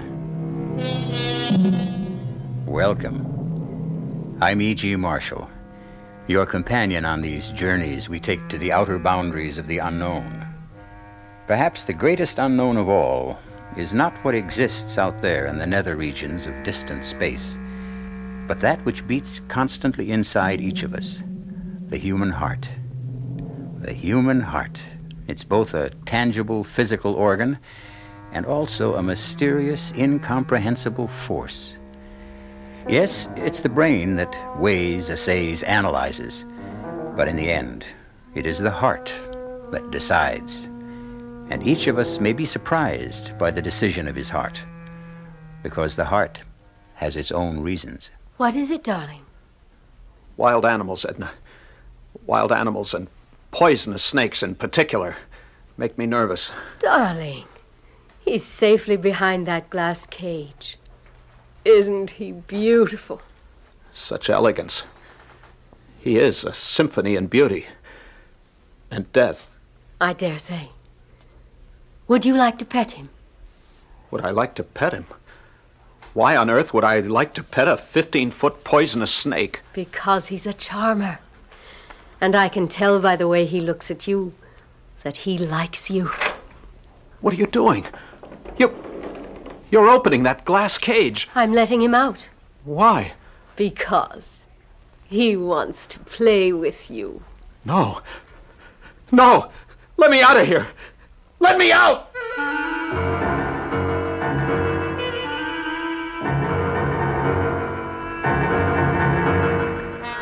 Our mystery drama, I Must Kill Edna, was written especially for the Mystery Theater by Sam Dan and stars Elliot Reed.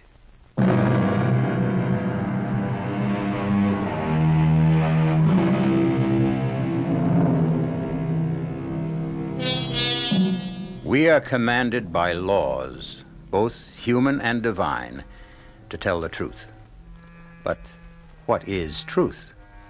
If sages, philosophers, and saints have disagreed, what hope is there for us ordinary, modest folk? The ancient Romans actually exempted certain areas of human behavior from the truth. For instance, you didn't have to tell the truth about love. And a famous saying of the times was, "The gods laugh at the lies of lovers." And talking about love, we now arrive at that delicate balance of falsehood and truth, from which is drawn all of love's nourishment and sustenance, and to a consideration of Chester Masefield, a lover par excellence. When Chester said to Edna Morrissey, "I love you, darling," he was telling the truth, as he saw it, and felt it, and wished it on that particular day.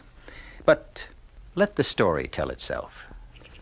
You must listen to me, Edna. Darling. Yes, darling, my darling Edna. Chester. No, don't tell me to stop. Be sensible. Why? Why should I be sensible? Because... Why should I be sensible? Why be prejudiced against me? Who else in this mad world is sensible? Chester, please be serious. My darling Edna. Ah, you live in a universe filled with fools and madmen. Oh, Chester. No, you must permit me my say. But a marriage between you and me, it's impossible. Why? We've been through it. Why? I'm older. This match was arranged in heaven. I need an older woman. You need a younger man. I don't need a man who will... How do you know? You never had one. I had to say that, Edna. Why? It isn't true. I've been married. To whom? To a dried-up, decrepit, doddering Chester! He was a soul of goodness. The spirit of generosity. I'll give him all that. But he wasn't much good for a woman. Certain things are more important than the fleeting physical attraction. Darling Edna, you can say what you like, and you can like what you say, but it's a life. We human beings were made for one thing and one thing only, and that's love. Oh. Everything else merely fills the rest of the time. Oh, Chester, can't you ever be serious? I'm always serious. I'm tending to the serious business of life, which is love. You're the frivolous one, frittering away your time with all sorts of ridiculous projects. Oh. I believe you call them good works. Surely even you must be aware that there are people who are starving. Ah, but I'm wise to you, darling. I know why you engage in these frenetic philanthropies. Do you? You're only trying to whitewash your father. My father was kind and good. To you alone in all the world, but he sweated and swindled and stole his fortune from the poor, from the helpless, from the Chester, ignorant. that's a vicious... Now, careful, don't say lie. But that was a long time ago, and nobody cares. No one remembers.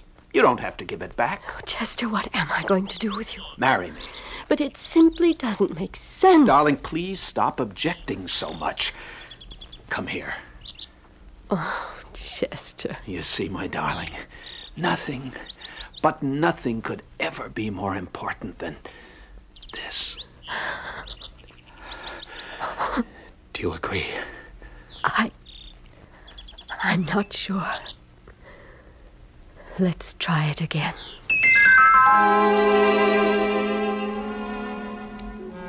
And so, we were married.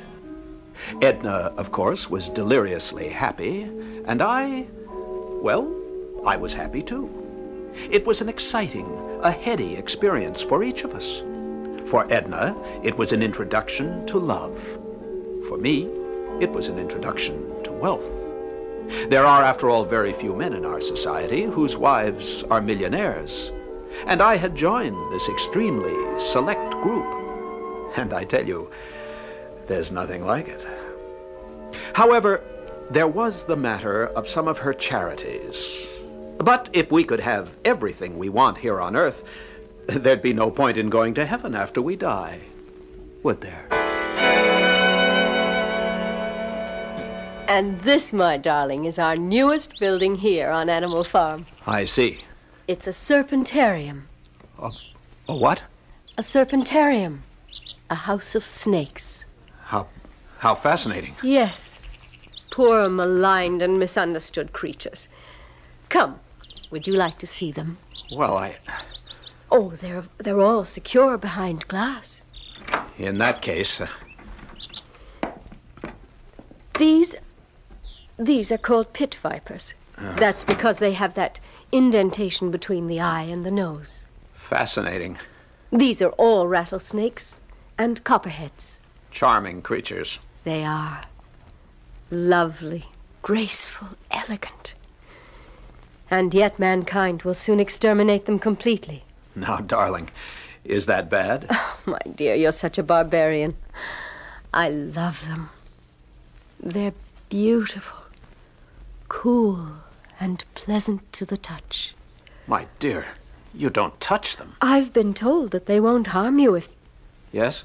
If there is neither hate nor fear in your heart. Is it all right if I never touch them? Oh, Chester, darling. I know you're laughing at me. I'm doing no such thing. I believe everything you're telling me. You lie so beautifully. You think I'm a nut. And all these activities of mine... Oh, I approve of them completely. They bore you stiff. No. As a matter of fact... I didn't marry you in the hope of changing you. Why don't you drive to town today? Have lunch at your club. Do something you like. And you'll come back refreshed. Are you sure you can spare me? No. But I'll get through the day. Somehow. Chester Macefield. Why, it's Fred. I thought you'd given up the club for good. I've been in the country these past few months. Join me for lunch? Of course. I understand congratulations are in order. Thank you. Here, she's a lovely woman. Thank you again. And money doesn't hurt either. That is a low blow. There are no low blows among old friends, only bitter truths. She's 50, and in what we could consider the soft September of her beauty. I'm 40, and I've decided to retire. From what? From love. From love? Precisely. Well, how does one retire Ever from since love? I found out that we were boys and they were girls, love has been my occupation, my preoccupation, my profession. Other men would say, I'm a doctor, I'm a lawyer, a banker, but I would say, I'm a lover. Well, I suppose you were at that. Now I realize that love simply does not exist. It's a snare, a delusion, a swindle. This from you, Chester, the lover? The oasis of love is merely a mirage. I will no longer pursue it. But it was always a lie, a lovely lie. Well, since love doesn't exist, I've decided to settle for happiness. You sound as if the two are mutually exclusive. Perhaps they are. Mr. Caswell? Oh, my goodness, I had forgotten all about you. The doorman said you'd be in the dining room, and I said, well, I don't know if I should really interrupt Mr. Caswell when he's discussing important business. Have you had your lunch? Well, An aspiring young actress should never turn down a meal. Even if you had lunch, eat again. You may be out of luck tomorrow. Oh, really, Mr. Caswell? You're so kind. Yes, I know. Chester, this is Sue Ellen Quackenbush. Mr. Macefield, Sue Ellen. Hello, Sue Ellen. Are you a theatrical producer, too, Mr. Macefield? No, he can't do you any good at all. Turn it off, Sue Ellen. Oh, isn't he terrible, Mr. Mace? Her father saved my life before she was born, a couple of wars ago. Now, this one wants to be an actress, so he sends her to see me. For old time's sake, can I do something? Well, he did save your life. Still, it's too much to ask in return. But you are a famous producer, Fred. Oh, what am I going to do with you, Sue Ellen? She's a lovely child, but she can't act for beans. I'm not a child. I'm 23. Let's order lunch. Now, what would you like, Sue Ellen? Well, what is this? Beef bourguignon. Did I pronounce that right? I took a year of French in high school. She looked up from the menu as she spoke, and her eyes met mine. And the very words I had spoken but a few moments before exploded in my brain. That sudden stabbing shock of recognition when the heart is fatally, but oh so sweetly, wounded by a woman's glance. Is this how it happens? Have I been stabbed finally and at length and for the first time in my life by a provincial schoolgirl? Struggling with French words on a menu? And la soupe onion avec croutons and fromage and the calf au lait.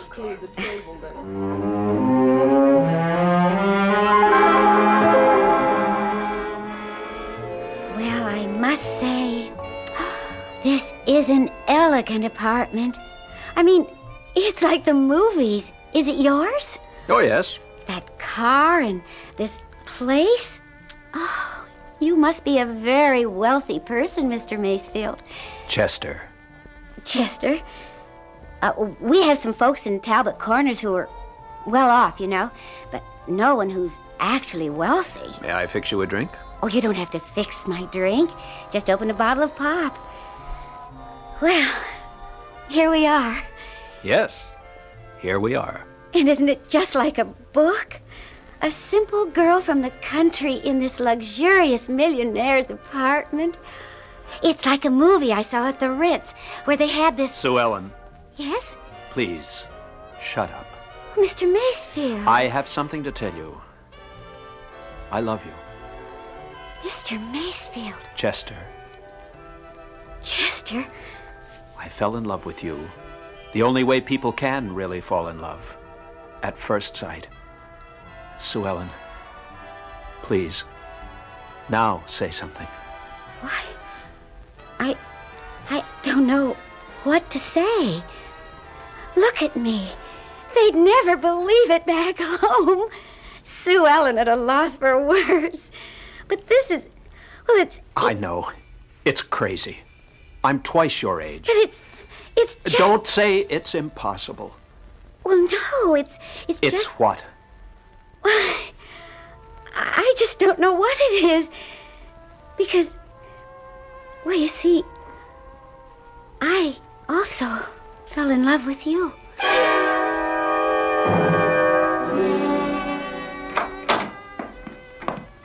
Hello, darling. Am I late for dinner? No, dear. As master of this house, dinner must wait your pleasure. I'm starved. Say, did I see Hallowell's car on the road? Yes, I'm sure you did. What was he doing here? I wanted to sign over some property to you. Oh, now, darling. Oh, not very much, just some income. So that you don't have to ask me for money. I think it must be embarrassing for a man. Oh, darling, I don't think it's right for you to... Nonsense. Tell me, did anything interesting happen to you in town? No. It was a rather dull, boring, prosaic day. After all, I wasn't with you.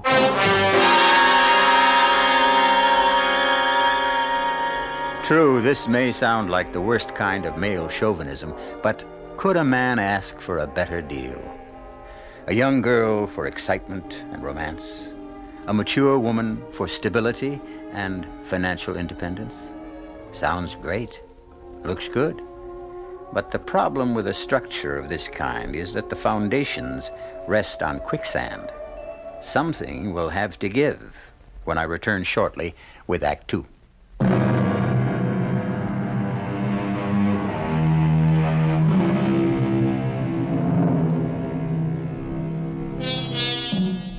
For some people, life is a quest, a pursuit of a goal. There are those dedicated souls who search for the great truths of science, of medicine, noble spirits who strive to make the world better for their having been here. For years, Chester Masefield has also been a seeker, but his aim has been far more modest. He has been looking for love, for someone he could adore with his heart and soul. Well, aren't we all? And Chester finally found her.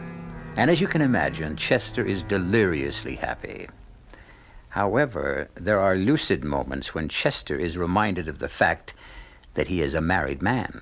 But you could get tickets, Chester, honey. Sue Ellen, that isn't the point. Oh, it's such a good show and all, and the acting is, well, it's just marvelous.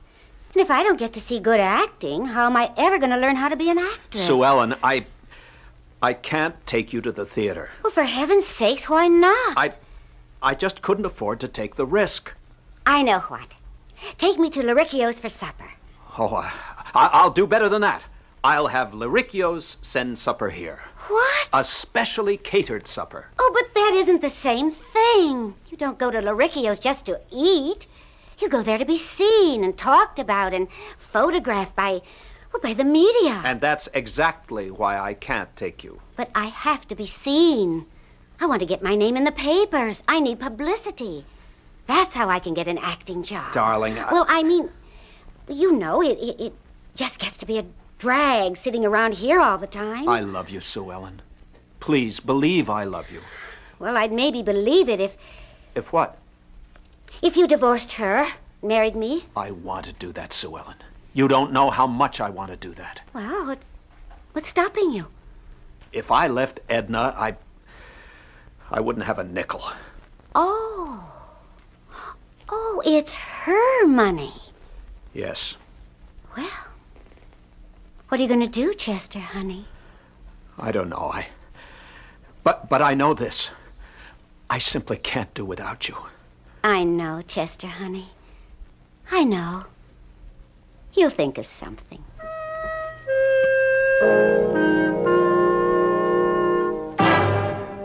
Morning, Mr. Masefield. Oh, good morning, Arnold. Have you seen Mrs. Masefield? Yes, sir. She's over at a snake house. Yes, thank you. Yes, sir. Sure goes for them snakes. I mean, I've been working for that woman, it must be 20 years now. I never seen nothing like this. What do you mean, Arnold? Well, I guess she found what she's been aching to support all her life. A true underdog. Genuine loser. Somebody nobody loves. That's a snake, hands down. Well, as you know, my wife is a most tender-hearted woman. Oh, she's a saint. I bless her. But What's that? Well, I think you should talk to her. About what? Well, how could I put this? There's a big rattler. Well, they do come large, some of them. But he's just overgrown. Well, what about him? Well, getting bit by a rattler, no peckneck, but it don't necessarily have to be fatal. You follow this? I can't say that I do. Well, on the other hand, this ugly critter's got fangs at least twice the normal length. You know, one chew out of them and... But what does this have to do with... She's taking a fancy to this varmint. She says to me, oh, Arnold, he's so beautiful. If only I could pet him. So, well, maybe you better talk to her. Maybe I'd better. Well, after all, she's only a woman.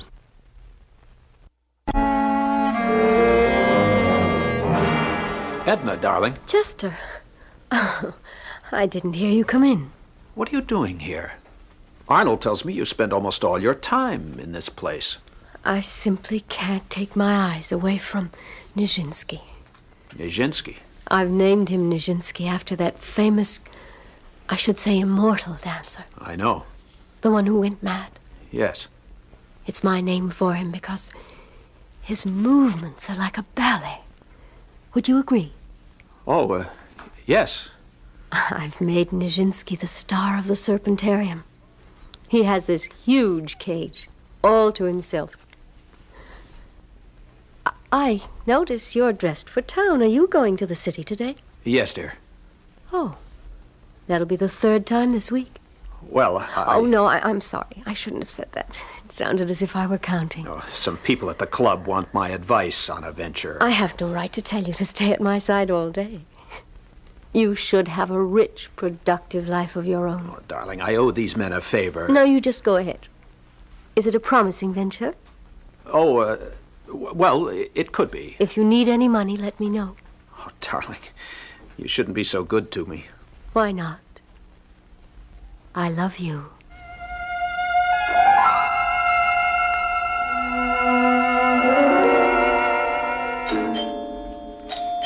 Come in, Angel. It's open. Darling. Oh, it's you, Chester. Well, of course, Chester. Oh, that's a stunning outfit. You didn't have to get all dressed up for me. Well, I couldn't very well call you at your home now. Could I? I mean, what could I have said? Why would you call me? Well, to tell you that I couldn't see you tonight. What do you mean you couldn't see me? Hey, baby, it's the man himself. Oh. Perry Wilson, I would like you to meet Mr. Chester Macefield. Oh, how do you do, sir? How do you do?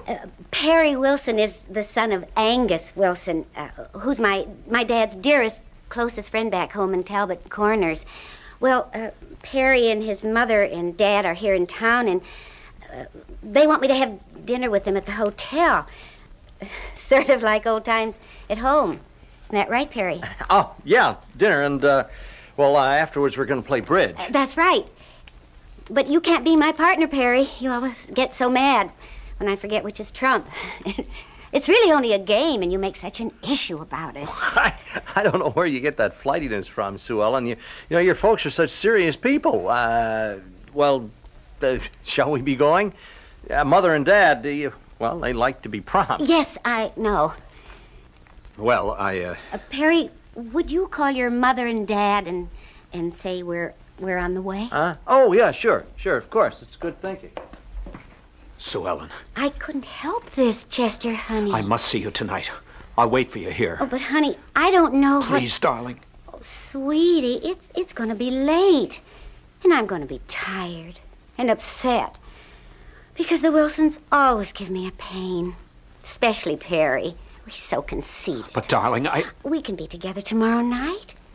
Tomorrow? Why, that's only just a few hours away. Sue Ellen, I love you. And I love you too, Chester. Well, if it isn't Dante, how's Beatrice? Cut it out. Mind if I sit here? You're a member of the club. What are you doing dining alone? What's that smirk on your face? I don't know. These May and December romances always inspire smirks, leers, winks. What are you talking about? Miss Sue Ellen Quackenbush. I understand you see quite a bit of her. I I'm interested in her career. A fatherly interest, no doubt. She's a talented young lady. Yes, and her talent seems to be in getting men interested in furthering her career. Chester, you're talking to me. See here, Fred, I resent... Now, drop it. I thought we were friends. But if you want to fill the time with trivia, let's talk about the weather. Fred. Chester, I remember what it's like to be 40. The age of anxiety. Yeah, but it passes. I don't know what I'm going to do about her. She's a tough little cookie. Now, see here. Okay, let's talk trivia. Chester, people are beginning to talk. I'm not interested in other people's hypocritical notions of morality. I don't care if they disapprove. Oh, they won't disapprove. What they will do is worse. They'll laugh. You're starting to become a ludicrous figure. I know.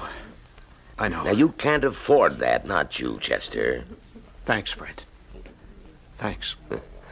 That's what friends are for, no?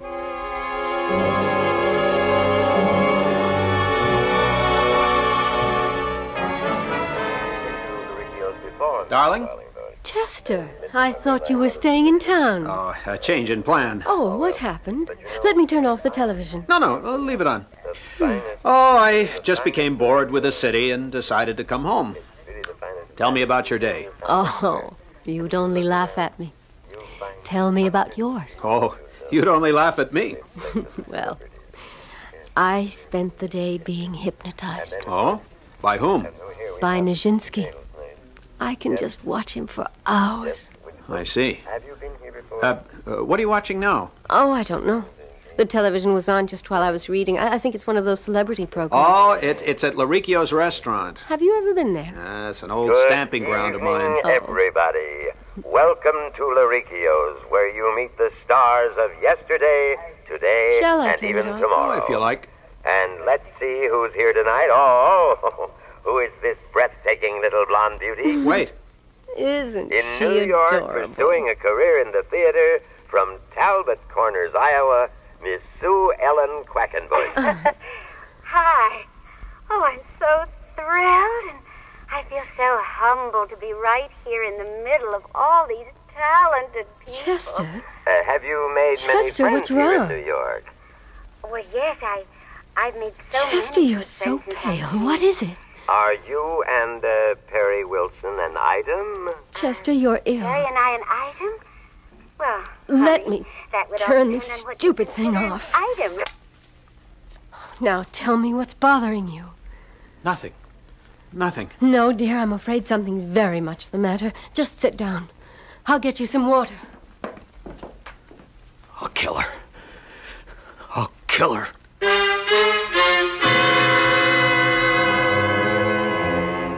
They say there's no fool like an old fool, but still Chester Macefield isn't that old. So how could he be that foolish? The answer probably lies in the fact that a fool in love is ageless, and therefore hopeless. Well, perhaps Chester will be less foolish when I return shortly with Act 3.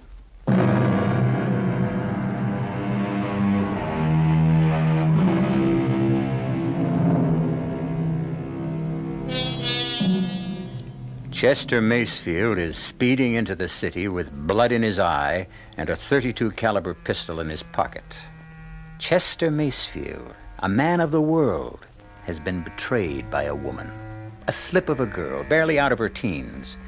But she has wounded him, not just in his heart, which after all can recover, but in his vanity, which can never be the same.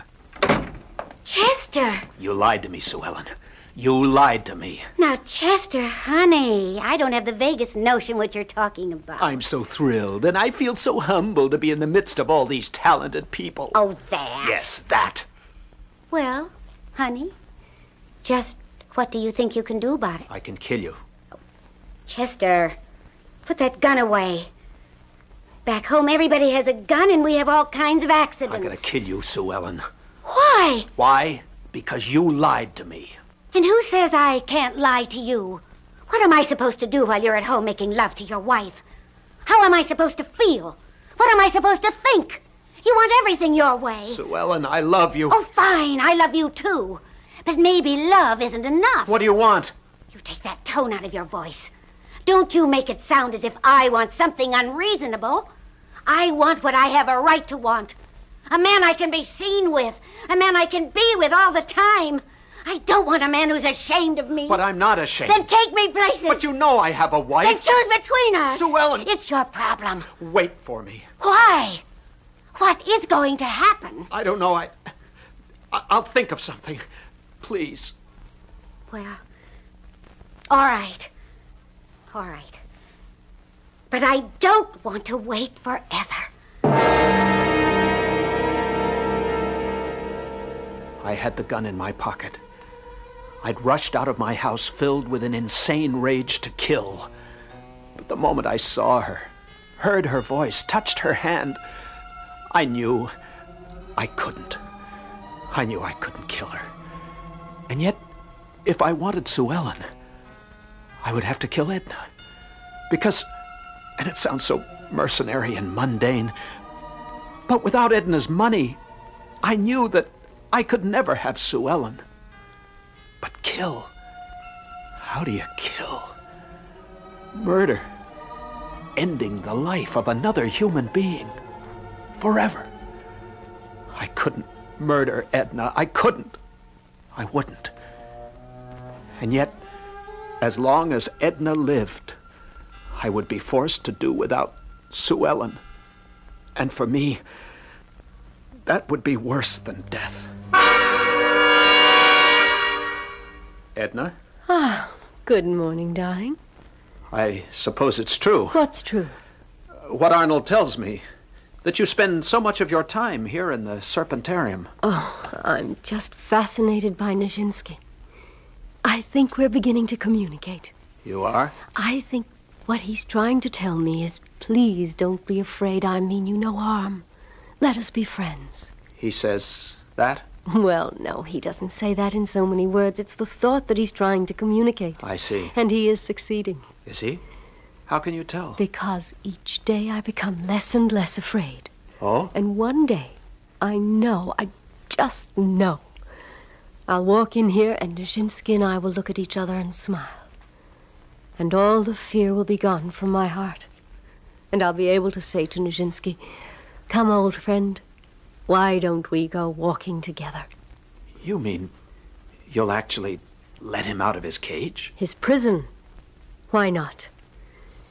He is being shut up there because of the evil that's in my heart, not in his. Well... It'll be the greatest challenge of my life, the test of how I really feel. And I hope to be ready for it. Do you? When? Why do you ask? Well, so that I will be able to lock you up in your room until the foolishness passes. I don't really know when. It could happen to me tomorrow. Or next week, or next month. Next year. Or never. Oh, I shouldn't have said a word to you about it. Darling, I'm your husband, and I love you. And I love you. But two people can never completely become one. There's always a tiny, secret place in the heart that... Well, that's my tiny, secret place.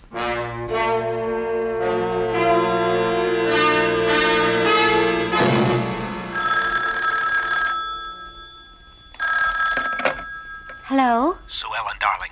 Oh, it's you. Is that the chump? It's the chump. Sue Ellen, darling. Well, where are you? I'm at home. Oh, you're at home. That's nice. What have you got to say to me? Hang up on him. He pays the rent, remember? I just wanted to tell you, things will be looking up very soon. That's what you said last night. I know. And the night before? Perry, you stop that now. You and I will be married very soon, darling. Have you asked her for a divorce? No, but... But what? I've got something better planned. What could be better? Now, just be patient.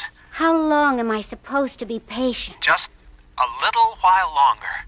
And what do I do in the meanwhile? Sit around all alone every night? Perry, you're terrible. Sue Ellen, I love you. I need you. Soon, I'll be able to give you everything your heart has ever desired.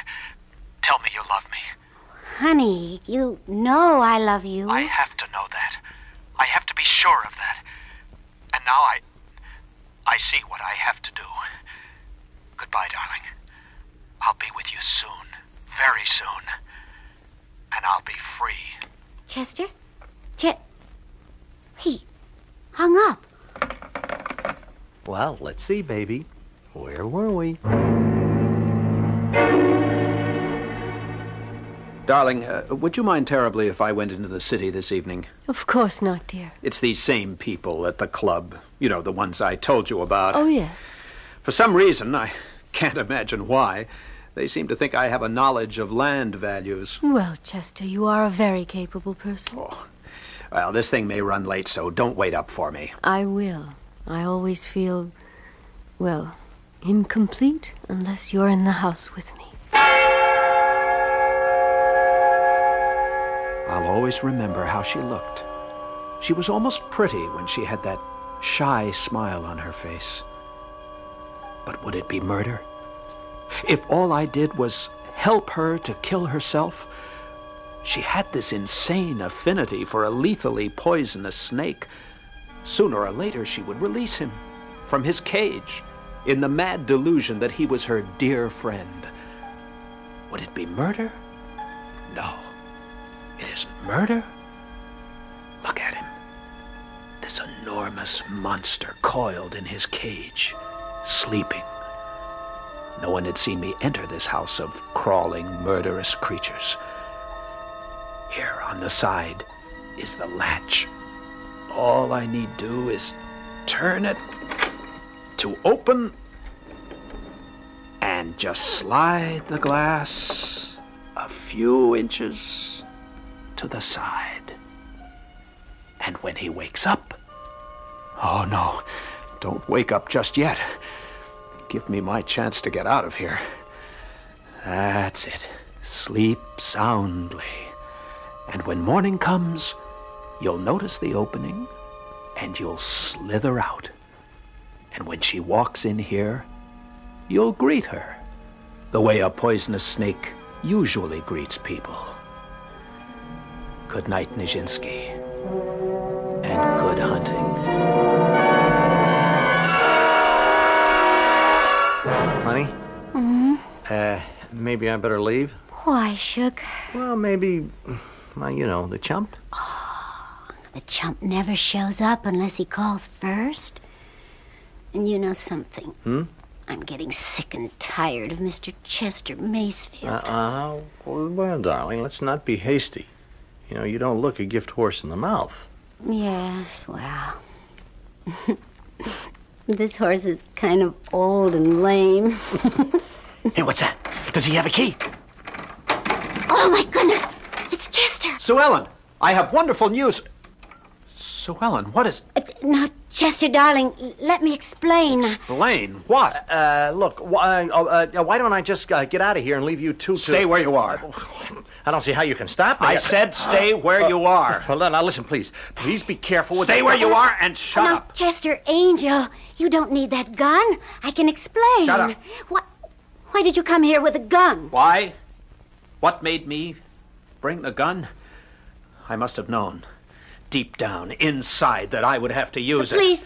Please, Chester, don't talk that way. I'm going to kill you.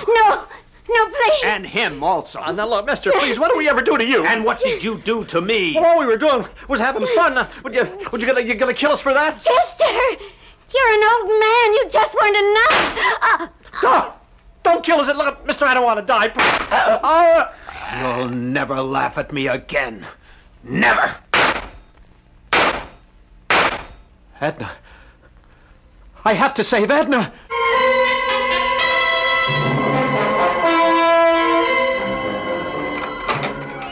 Maybe he's still asleep. Maybe he's still in his cage. I'll just slide the glass closed again and lock the... He's out. I'll have to kill him. No. Empty. Keep away from me. Keep away. I can't move. Why can't I move? Keep away! No!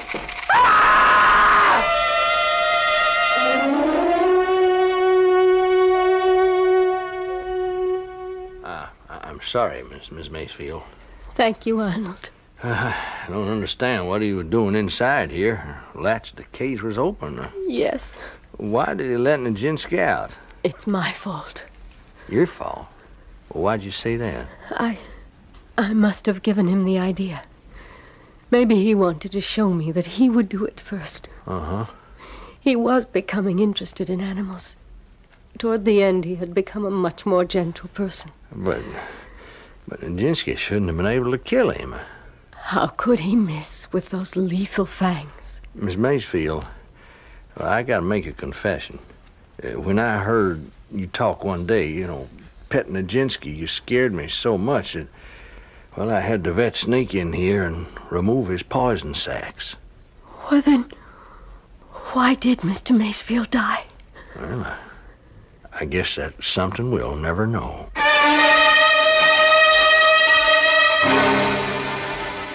But we know. Chester Macefield died because, in so many cases, fear itself is more than enough, especially when it's aided by a guilty conscience. As William F. Cody, better known as Buffalo Bill, used to say, if a man is scared enough of a gun, you can kill him with a blank cartridge.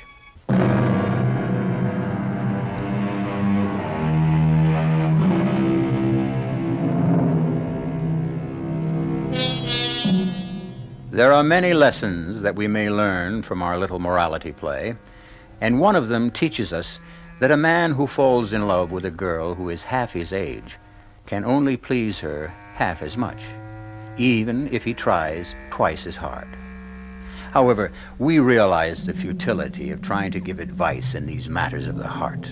The only meaningful advice we can give you is to tune in again. Our cast included Elliot Reed, Joan Loring, Leon Janney, Evie Juster, and Earl Hammond. The entire production was under the direction of Hyman Brown. This is E.G. Marshall inviting you to return to our Mystery Theater for another adventure in the macabre. Until next time, pleasant dreams.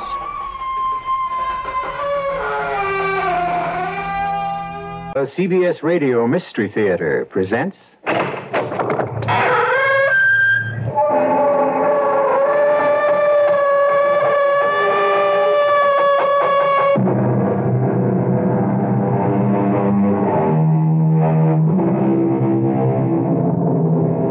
Come in.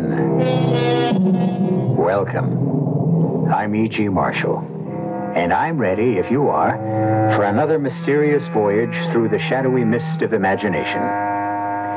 You ask, what is the world?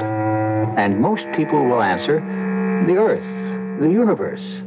But isn't it true that for most people, the real world is a certain house on a definite street in a particular town?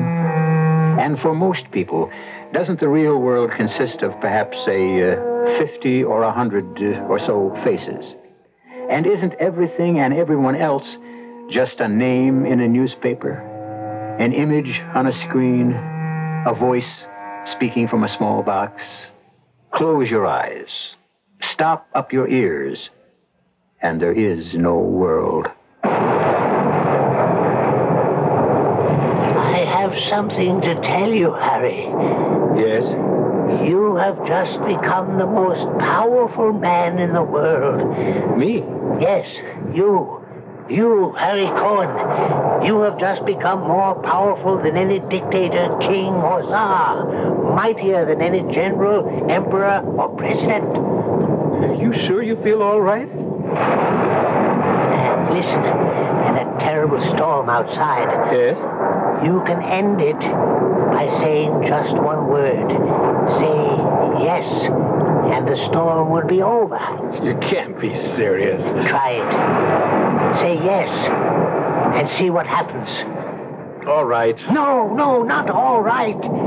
Yes. Yes. What did I do? What did I do?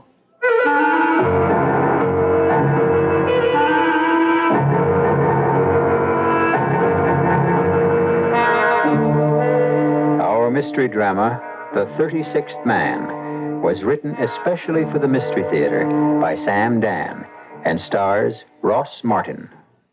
It is sponsored in part by Anheuser-Busch Incorporated, Brewers of Budweiser, and Buick Motor Division. I'll be back shortly with Act One.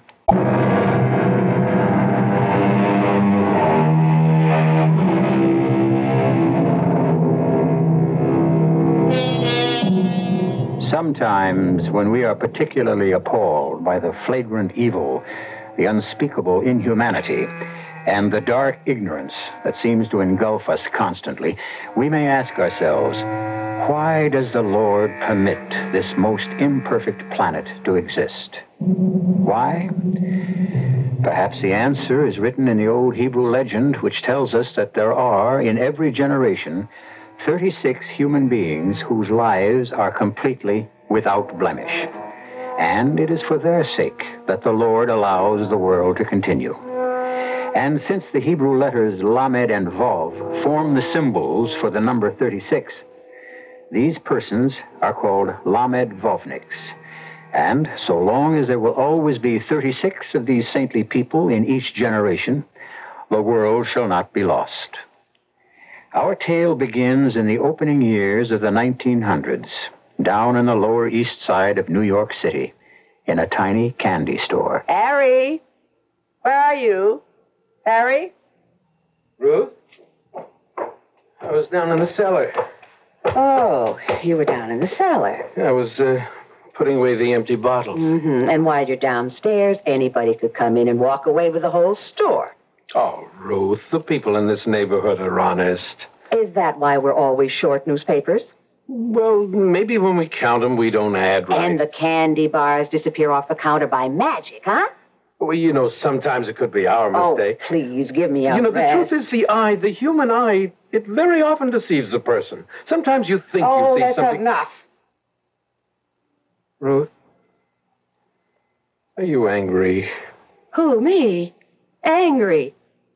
What would I have to be angry about? I'm just trying to explain Don't. Whatever you say, it'll be wrong. And I'll lose my temper. I don't want to do that. So just keep quiet. I know how much you hate this place, Ruth. If you want, I can stay here by myself. Oh, sure. I don't want you to come in afternoons anymore. After all, why shouldn't you be free? Uh-huh. Thank you. Thank you so much for my wonderful freedom. Mr. Enrico Caruso and Miss Nellie Melba are singing at the Metropolitan Opera. Now I'm free to use our box seat. Oh, Ruth, I wish I could afford some. And afterwards, I'll be free to join Mr. Diamond Jim Brady and Miss Lillian Russell for supper at Rector's. Please, Ruth. Don't just stand there. Bring in the newspapers, will you? Why? Can't you hear why? But the sun was shining so brightly just a minute ago. It's a storm. Hurry before we lose all the papers. Yes, you're right. I'm going. Here, hand them to me. Why such a storm all of a sudden? Shut the door. Oh, look at these papers. What's the matter? Look at the comic pages. Oh. Half of them torn. Dirty finger marks everywhere. Now, how can we sell? Did you let the kids read the funny papers again? Well... Did you? Oh, but Ruth, most of these children can't afford to buy a newspaper. Who do you think you are? Mr. Andrew Carnegie? Now, how many times do I have to tell you we're not running a free public library? No, Get your head out of the clouds. Ruth, please. Now, you can't give away a whole quart of milk in a 5-cent malt. I know that. So if you know, why do you do it? These children are so poor. Nobody's as poor as we are. Kids shouldn't grow up without a piece of candy now and then, a toy, a funny paper. What? If you could only hear how the kids laugh when they look at the funny pages. Where do you get this from, this sickness? They're so happy you don't even notice how thin, how scrawny they are. Craziness. It doesn't run in your family. Your brothers are sensible. They're rich, important. Ruth, everything will be all right. Pick the lemon. You'll see. Where are you going? In the back. To look through the bills. I don't know why. There's no money to pay them. Yeah. It isn't easy, is it? No. Oh, I'm sorry. I didn't hear anyone come in. Hello, Harry. You say my name as if you know me. I've been looking for you, Harry. Why would anybody be looking for me? After all, who am I? It's been such a long trip, and I'm so tired. Wait here, please, sit down. Huh? Can I offer you a little something? Milk or something? Let me look at you, Harry. You're very pale. You're trembling. Mister, are you sick? Let me see if what they said about you is true. There's a doctor just up the block. I think it's true. He doesn't charge much. If you don't have enough money, maybe I can help, all right? I'm very old, Harry. My time is up. Oh, what kind of talk? I'll take you to this doctor. But I can't. I can't leave this world until I find somebody to take my place. Do you understand? Poor old man. What's troubling you? Harry, just tell me, assure me that you'll always be just the way you are right now. Tell me, you must. Will you take my place? Say, who are you? Harry, you have to chew the fat with every old bum that walks in. The syrup jars have to be washed. Yes, Ruth, I'll do it. And you, Mr. Bum, this is no flop house. On your way. Oh. Who are you? I'm one of the 36. The 36? There must always be 36 of us, or the world is lost, comes to an end. You sit here. It'll only take a minute. I'll get the doctor. Each of us, before he dies, must name the man to succeed him. I choose you. Here, first, you drink this, huh? You look very... Do you accept? You must try to be calm. Because I'm dying and I have no successor. The world is ending. Here and now, the world is ending. Oh, no. Everything's all right. I tell you, the world is ending. Look outside. Have you ever seen a storm like this? Have you? It will destroy the whole world. This excitement, it's not good for you. The world, it's lost unless there is a new 36th man. Take my place. You must do it quickly. Quickly before I die. Don't get up. Don't try to get up, please. Say yes, Harry. Say yes. And suddenly there's an end to thunder and lightning, the wind. Suddenly, every cloud will disappear. A bright sun will shine in a peaceful heaven. Just rest. I'll try to... Say yes. Only you can save the world. Say yes. Me? Me save the world? Yes, you. Only you can save the world. Harry, say yes. Harry. Yes, all right, yes. All right now? Yes. Now it's all right. Listen. I don't hear anything. That's right. You don't hear. The storm that was sent to destroy the world stopped in its tracks because of you. Stopped because you just became the 36th man. Fine. Now, let me take you to the doctor. You must always be 36. And you must never change. Before I die, I have the power to grant my successor one request. Ask for anything. Ask. What? What do you really want in this world? Oh, I would want for people to have enough. No. This must be for yourself. What would you really want? What I'd really want, if it could somehow be arranged, it would be wonderful. If my wife, Ruth... Well, if she just understood me a little better. Is it all right to ask for that?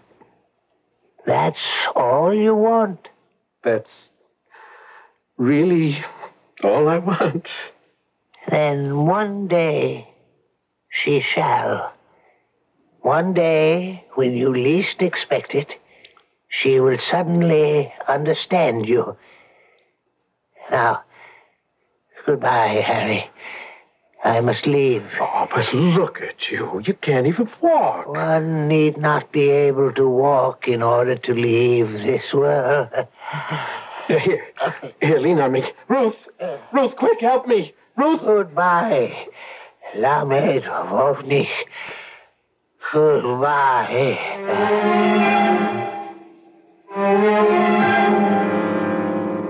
The old man.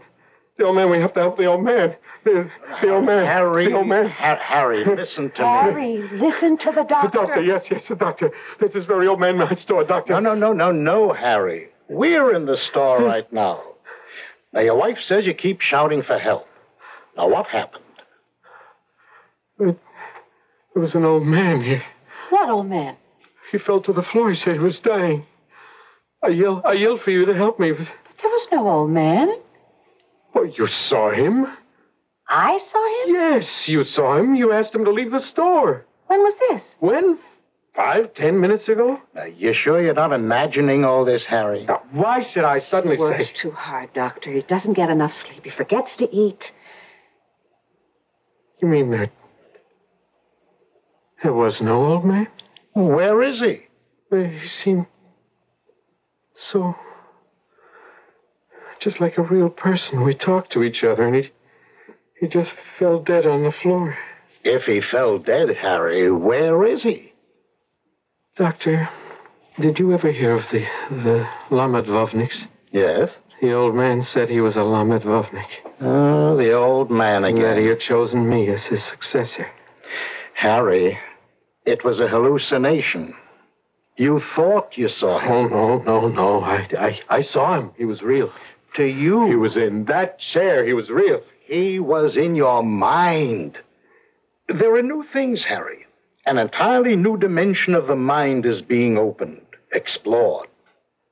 I wonder what that Dr. Freud would say. Who? There's a Dr. Freud in Vienna. Something new.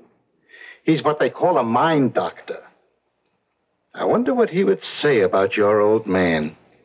What could he say? He's never seen him. I think I'll write to this Dr. Freud. He's involved with everything that happens inside the mind. But the old man wasn't inside my mind. He was inside the store. No, Harry. I know what I saw. What are you arguing with the doctor?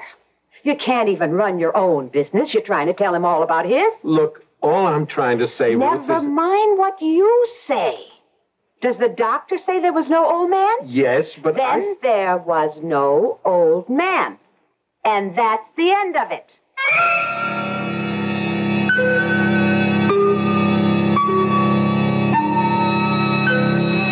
Oh, she can say that.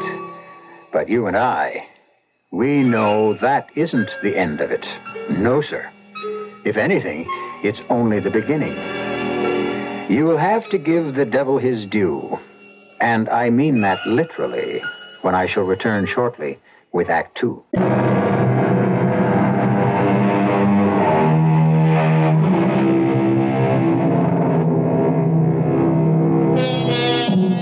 The old Jewish legend tells us that the Lord allows this sinful world to exist so long as there are 36 saintly souls in each generation. And they are known as Lamed-Vovniks. Harry Cohen, a very kind, very humble little shopkeeper on the Lower East Side of New York City, has just succeeded a dying member of the group, thus keeping the roster at the required 36. Ruth, his wife, refuses to take Harry seriously. However, there's always a first time for everything. And right now, Harry is about to be taken very seriously indeed by, well, since you would never guess, I'll come right out with it. The devil. You don't believe it? I can prove it. The very next voice you'll hear will be Satan himself. Yes? Who? I suppose you might just as well let her come in. Prince? Don't use that irritating title. Well, I can't very well call you the king of the universe. You're only the prince of darkness. So far. Your district captain in New York hears that the newest Lamed-Vovnik is in his territory. So? Well, it might present you with a quick way to destroy the world. There is no quick way. Slow and steady is how to go.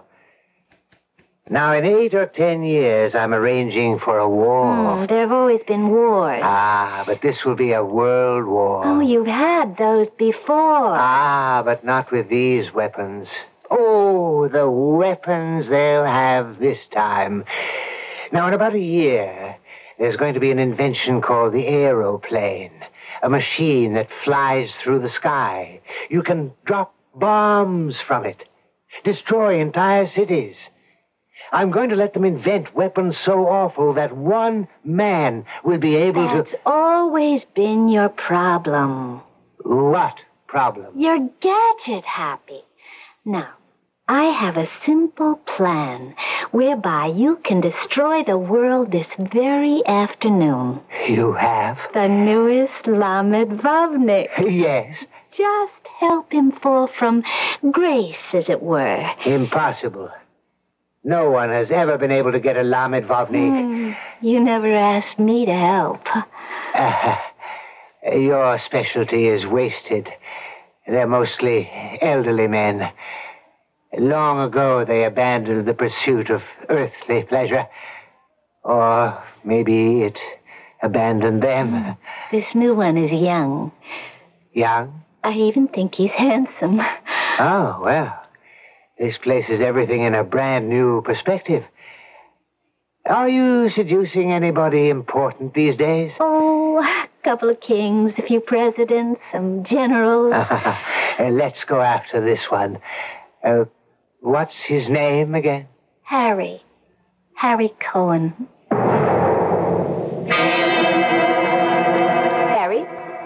Harry Cohen. What?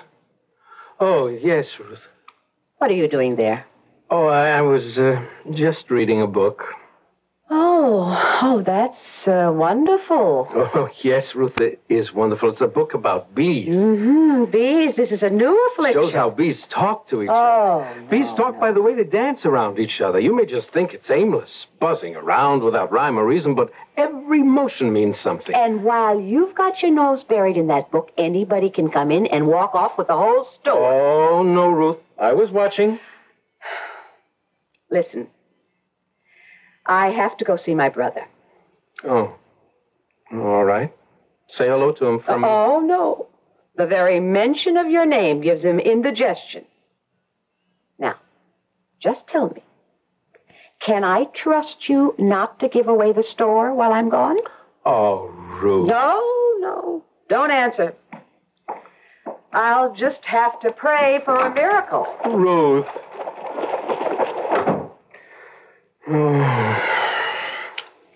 I just wish I could make her happy.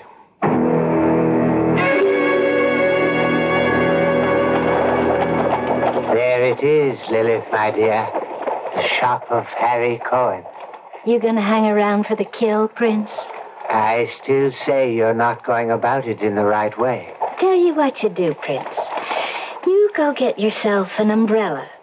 'Cause in 5 minutes, there's gonna be the biggest storm in the history of the world. I hope so.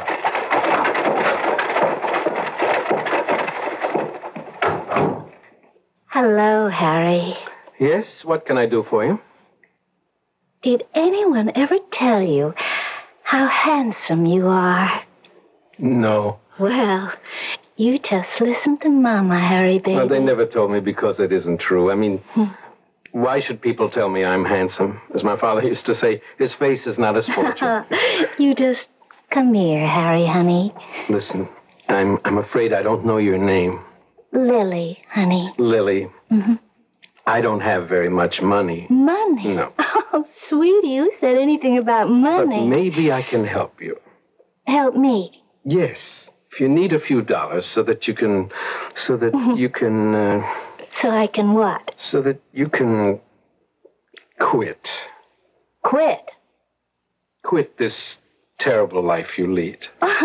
Oh, just wait a minute, Harry. Lily, I don't judge people. After all, which person has the right? All we can do is help one another, right? I mean, say, who do you think you're talking to? I know who I'm talking to. A child of misfortune, a child of sorrow. Oh, now listen, But it's not Harry. your fault. Something tells me it's not your fault. Harry, just... Maybe you didn't have parents. Harry, relax. Maybe there was no one to love you, no one to teach you. Oh, why not enjoy life, Harry? Yes, exactly. Life is so short. What better way to enjoy it than by helping another human being? Harry, we could have such a good time, you and me. Here. A few dollars. It's not much, but it's all I have. You take it. Harry, you're not listening. First, wash all the paint and powder off your face, and then buy yourself some nice clothes and get yourself a job. A job? There's a factory right down the street. They make shirtwaists. Harry, let me explain They something. always need girls. Harry, that's not what I It had could change in mind. your whole life. You'll feel better. No. Here, take the money. Get a new start. No. Are you afraid to break with the past? Foolish girl, the good Lord is so filled with love, with forgiveness. Oh, let me out of here. Let me out of here. Well, I don't see a cloud in the sky. That man isn't human. Ah, but he is. And that's why we will do this my way. Now get rid of those clothes. Get an old black dress. Black? A torn black shawl. Put some white in your hair, some lines in your face. You'll be a poor widow lady. Oh, but I... And make sure that butter doesn't melt in your mouth. Oh, but Prince... And don't call me Prince.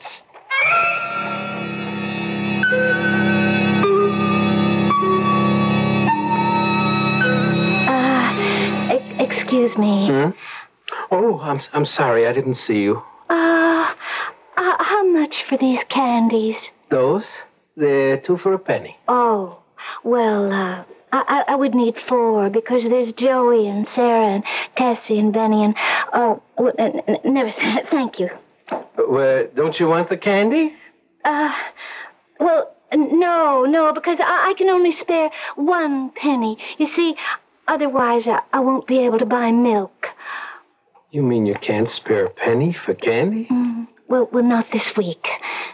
Here.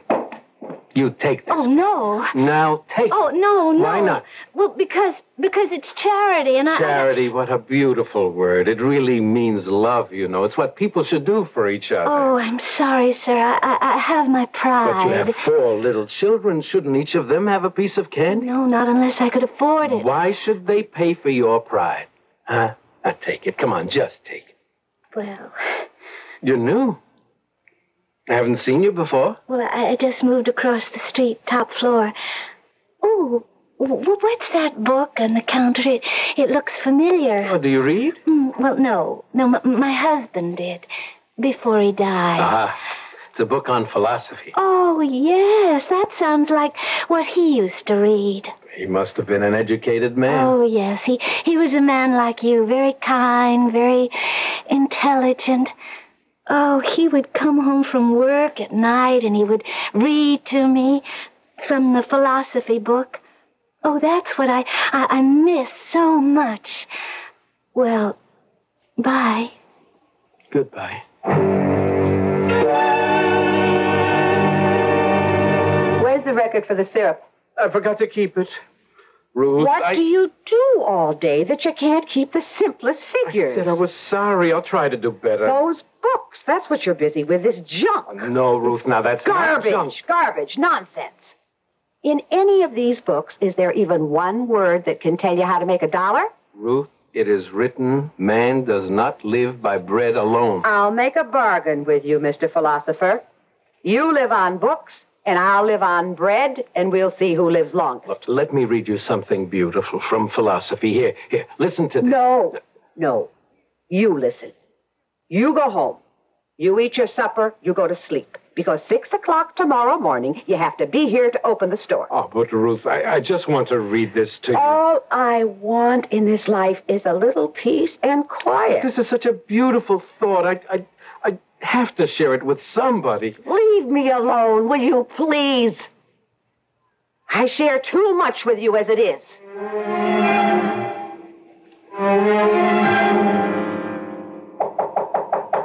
Just a minute. Good evening. Oh, Good evening. I brought a bottle of milk for your children. Oh, you're so kind. Well, it's nothing. No, it's everything. And there's this paragraph in a book of philosophy that I'd like to read to you. Oh, well. Won't you come in? Won't you come in? Never did so devious a spider speak such honeyed words to so an unsuspecting a fly. And the battle is on. The ceaseless, the eternal battle between the forces of good and evil. I'll be back shortly with Act 3.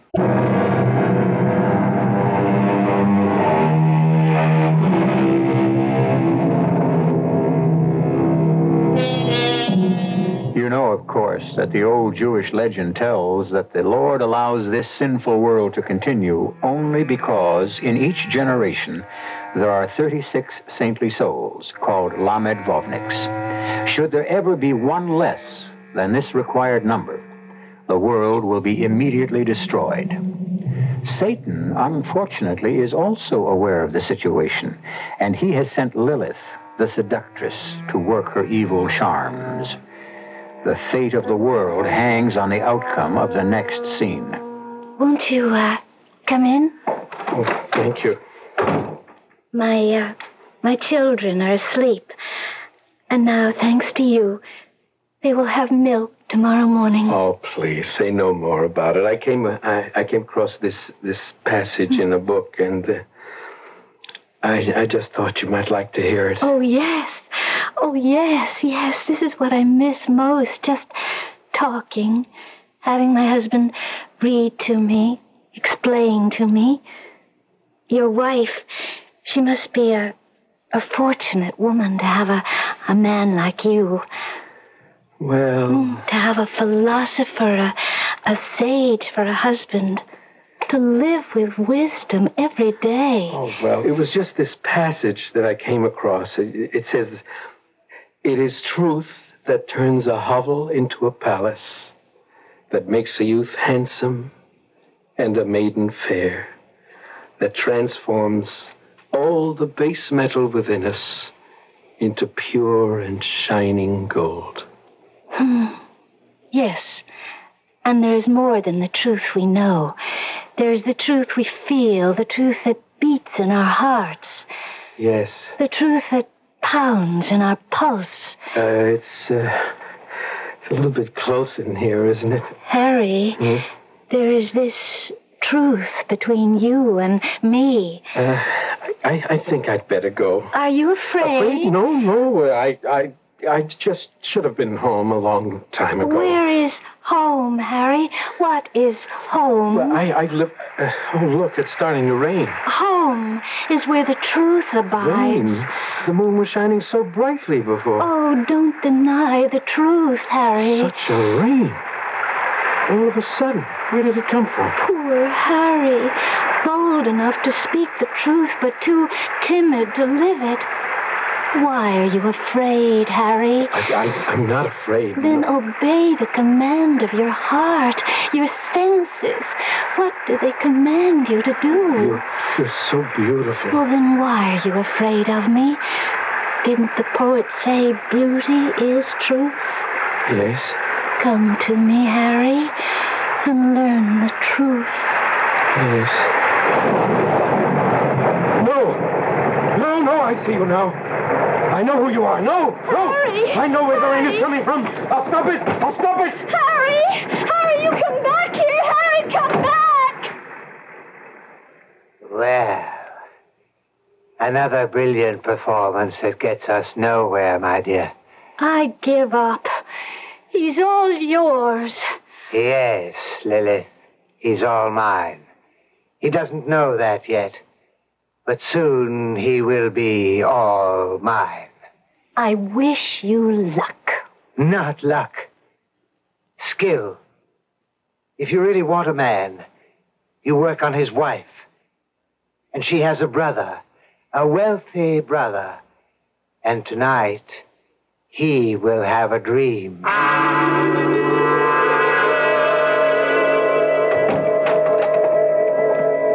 Ruth? Jacob, what are you doing here? Oh, Ruth, what you just said, it's a knife through my heart. What did I just say? You asked me what I'm doing here with such surprise in your voice. Well, yes, because you never come here. And that's my sin. I have one sister. I never visit her. I never asked myself, does she need anything? Jacob?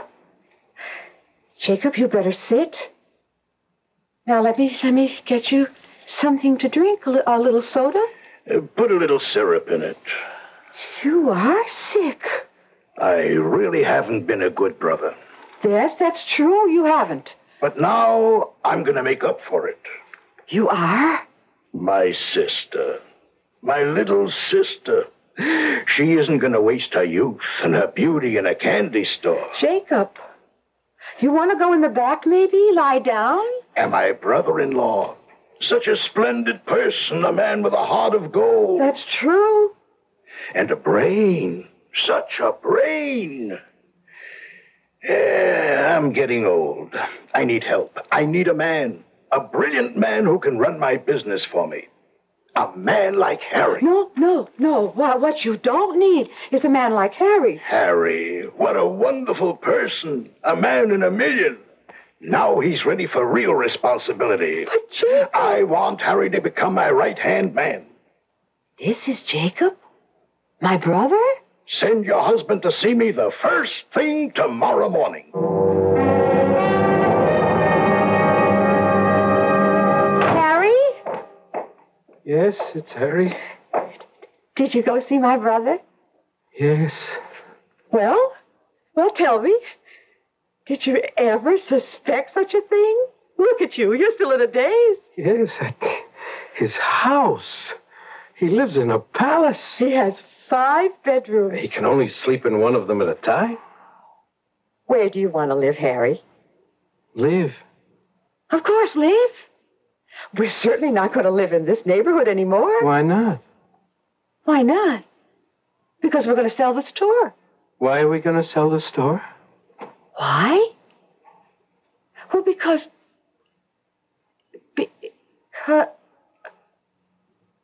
Harry, what did you and Jacob talk about? We talked about a job, and he... And what happened? What happened? Well, the way it ended, he threw me out of the house. What? He lost his temper. What did you do? I didn't do anything. What did you say? I didn't say anything. You know Jacob. He has a very strong temper. Harry, tell me. Everything. Start at the beginning. Well, when I got there, he was already angry. Why? Because I was late. You see, there was an old man on the car, and he was afraid to travel alone, so I had to go to his stop with him, and then... Just tell me. Well, Jacob said he wanted me to help him take care of his money. And you said? I said, how wonderful. Oh, then you did take the job. Well, what I said was, what a wonderful opportunity to help people. Help people? Well, isn't that the best way to take care of money, Ruth? Feed people who are hungry, clothe people, send an orphan child to school. I can see where we're going. He laughed. He thought it was a joke. Can you imagine? He said, money isn't something you give to people. Money is something you take from people. Harry. He wanted me to learn about money by starting to collect rent. You? And if a person couldn't pay, to put him out. No, now. You wouldn't have to. No, I said I couldn't. And then he wanted me to work in his store. Well, that's better. Better, Ruth. He cheats people. How dare you say that about my... He charges too much. He doesn't give them right weight. So, you're not taking the job. Please, Ruth, please. Please, Ruth. Now she won't talk to me for a whole week. Hello, Harry. Oh, hello, Doctor. How are you feeling, Harry? See any more Lamed Vovniks lately? Oh, no, please, Doctor. I don't feel so good right now, huh? Oh, what's wrong? Oh, an argument with my wife. That's what I came to see you about. I got a letter from this specialist in Vienna. An answer from this Dr. Freud. Very interesting. Yes? Now, why do you believe you became a Lamed-Vovnik? Why do I believe? I know. The old man was here. The storm. He died. Harry, you needed it. I needed it? You manufactured it for your own self-esteem. What does that mean? It means you realize deep inside that you failed your wife. I failed her? All the things she wants, she can't have. Clothes, theater parties, money. Those things, they're not important. Not to you, but they mean so much to Ruth. Isn't it more important to help one's neighbor? And so, to give importance to yourself, to convince yourself that what you're doing is right, you make it appear that if you stop letting people walk all over you, then the world will come to an end. But that isn't what I'm doing. It could look that way to somebody else. Besides, Harry, what makes you so sure you're the one who's right?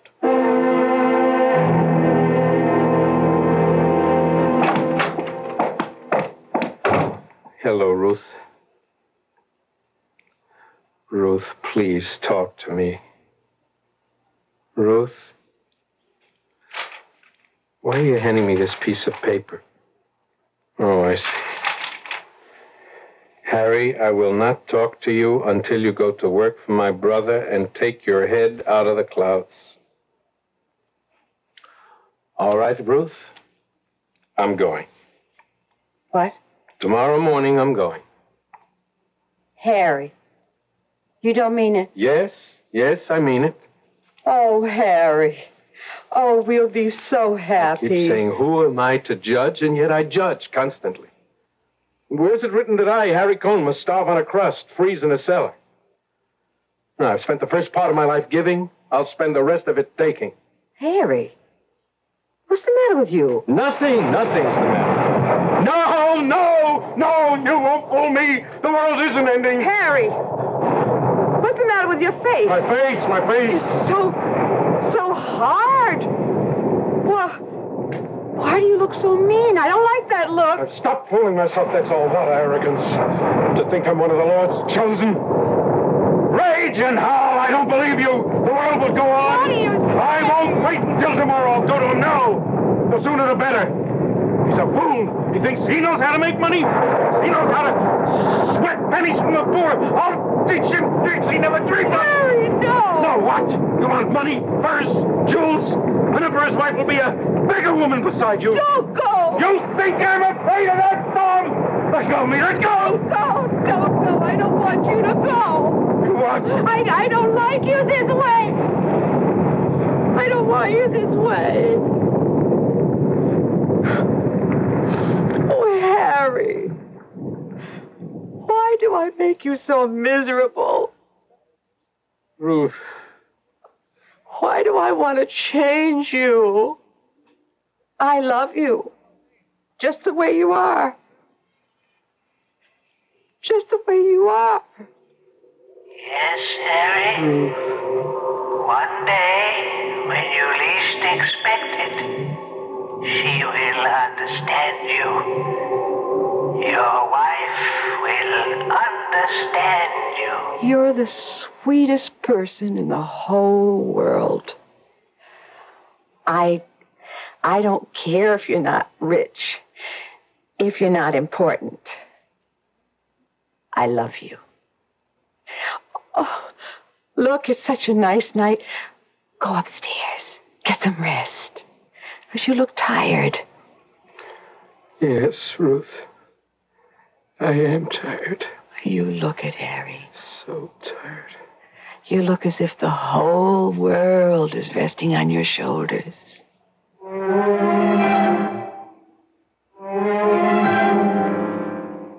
And according to what is written in one of the old legends, the world is resting on Harry's shoulders.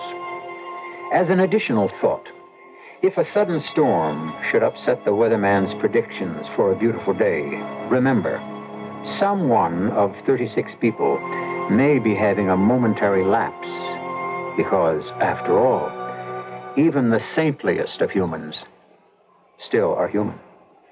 I'll be back shortly.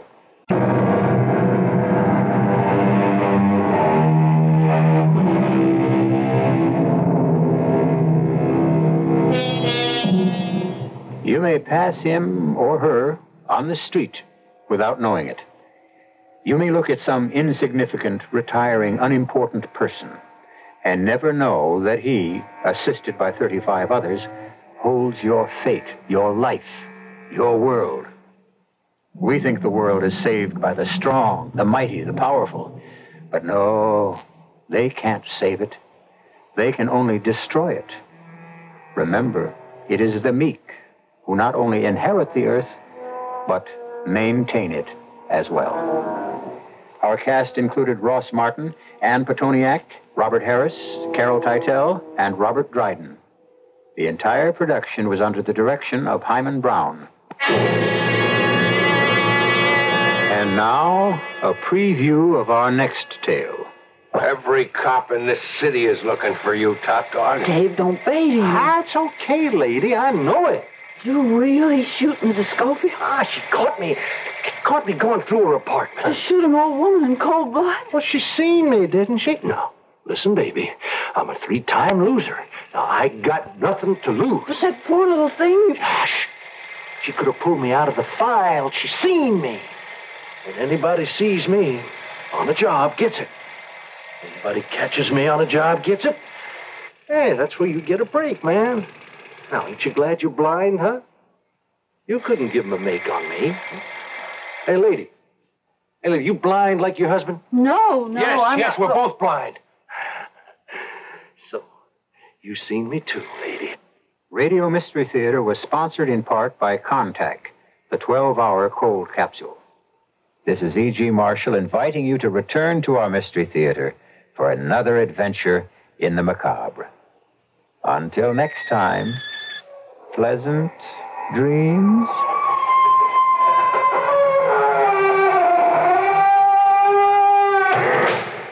And now, Mystery Theater.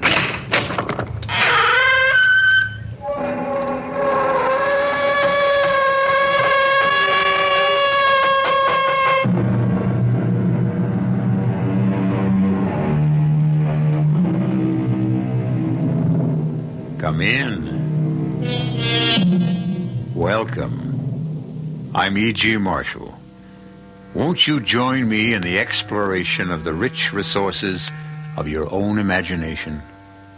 Modern science tells us we live in a world of waves. Beyond the atom, the electron, the ion, substance itself breaks down into waves. My voice is coming to you now on waves. And that, as they say, is the long and short of it. But what about thoughts? Might not they comprise wave patterns, too? Patterns that linger on after the thinkers are dead and buried. Might not that explain the empty footfall in the vacant house, the rattle of chains, now rusted and broken, and even the sound of voices long ago silenced? They'll overtake me. They'll put me in irons. And this time, they'll hang me. No, my dear, no. They can't harm you now. They're all gone. They're all turned to dust long ago. They'd be after me. You'd not want to see me swinging in the wind, would you? No, I wouldn't want to see that. I must have a swift, able ship. In mercy's name, help me. Help me.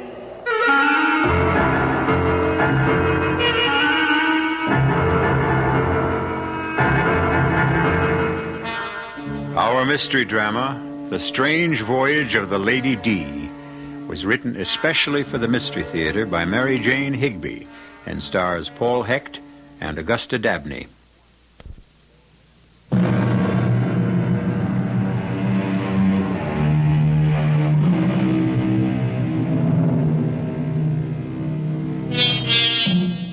The curious adventure that befell the Stevens family would never have happened if Ellen had had her way. But Ellen was a realist, her husband Richard a romantic. And when did realism ever hold the line against the subtle persuasions of romance? It all began during a visit to one of those cruise-ridden, sun-drenched islands in the Caribbean. A friendly family disagreement was in progress. An old story. It's been going on now for 6 years. It's the one at the end of the dock, Ellen. There. Isn't she beautiful? Mm-hmm. Very nice. But you promised her, Richard, no more boats. Well, not until Susie's at least 16 years old. We'll never see a buy like this again. They're practically giving it away. Well, then there's something wrong with it. It's got dry rot. Not this ship.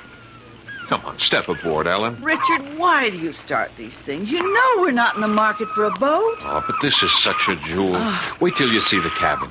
Plenty of headroom. A beautiful galley. Can I go aboard? Can I? I want to see. Oh, all right. But just one quick look. And be careful of your dress, Susie. Here, let me help you, Susie. There you are. Now, just look at this afterdeck. She's all white oak and cedar. And she's a motor sailor. You know, a lot better than an auxiliary engine. You can run just as well under power as under sail. There are 2 50-gallon fuel tanks below deck. Mama, look at this kitchen down here. There's even an oven. Really? Is there an oven? Of course. The ship is a real home. Ellen, what do you say we take a short run? I have the ignition key. The guy in the boatyard office said I could take her out. Oh, Richard, I've had it with boats. And anyway, the question's academic. Even if we bought it, we couldn't get it back to the States. We could sail it. Are you out of your mind?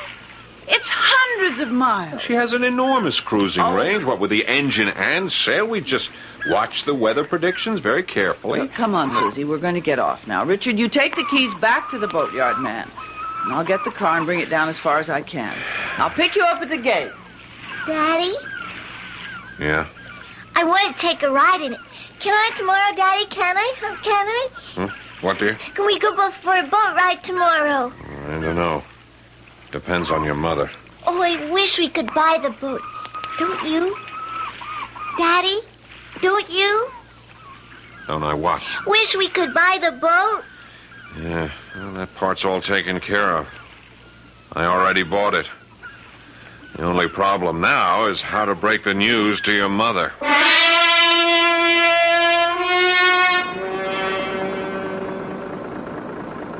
Now, Ellen, you have to admit, this is the life. Look at that sea. It's like glass. It's too calm. I don't like the gray mistiness that's settling over everything. I won't feel good until we sight land again. Oh, it won't be long now.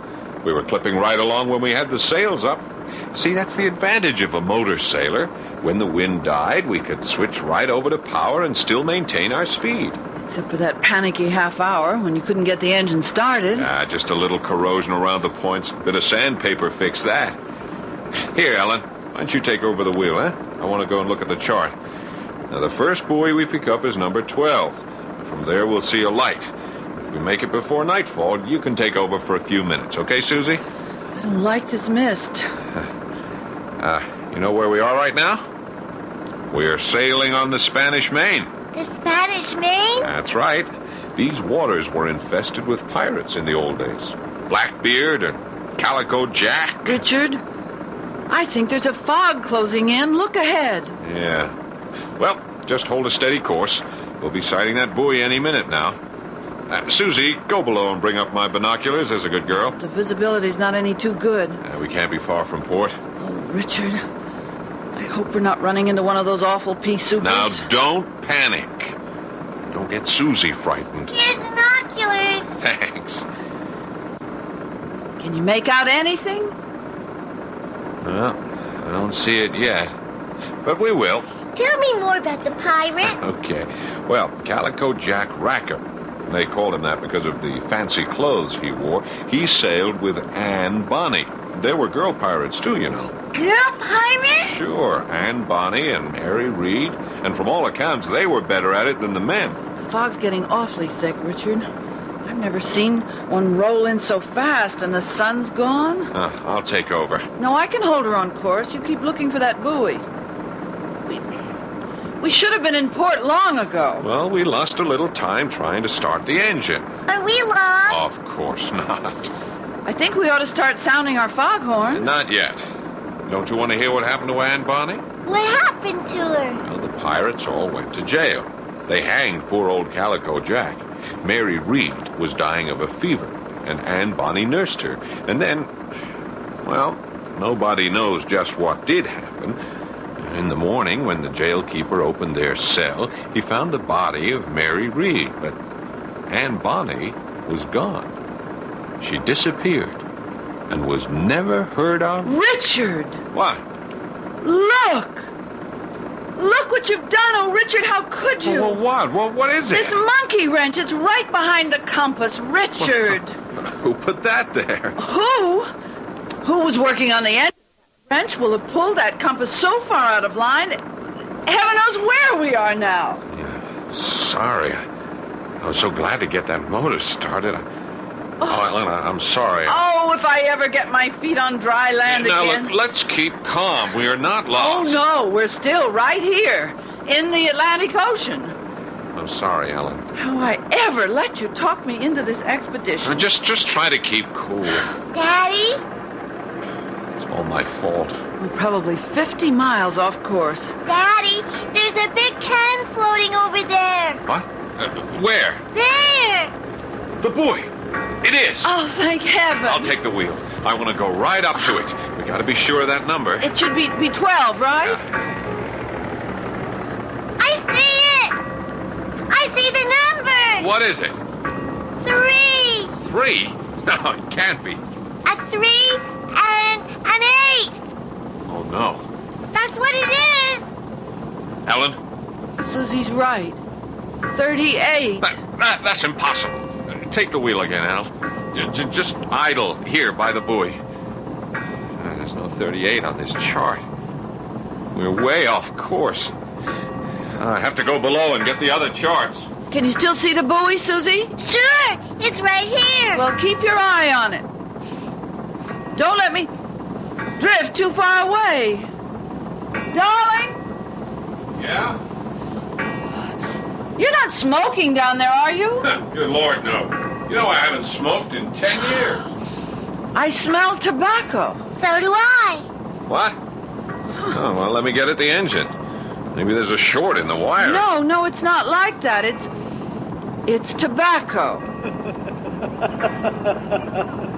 Did you hear that? What?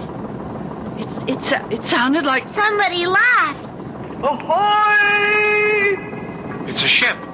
Where? I don't see anything. Ahoy! Ahoy! They don't answer. Blow the horn. Ahoy! What ship are you? The Lady D. We're off course. Can you give us our bearings? You'd best lay over for the night. Steer north by east, a quarter east. You'll run right down the channel. Thank you. I still can't see anything. North by east, a quarter east. It was a woman. Bring the ship around. Slowly, Ellen. That's right. I hope she knows what she's talking about. And I still smell tobacco. So do I. Was she that close? Funny. I didn't see a thing. I didn't hear any motor. Maybe she's sailing. Now, Susie, how could she be? There's no wind. And she seemed to get away so fast. Ellen, go as slow as you can. I'm going forward and keep a sharp watch. We don't know what we're heading into. Right, I've got her throttled way down. Hey! Ouch! What are we hitting? Quick, put her into reverse! Reverse! Put her into reverse right we can back off. Now, here, let me try. That's no use. Oh, we've gone aground. Yes, and we're stuck fast.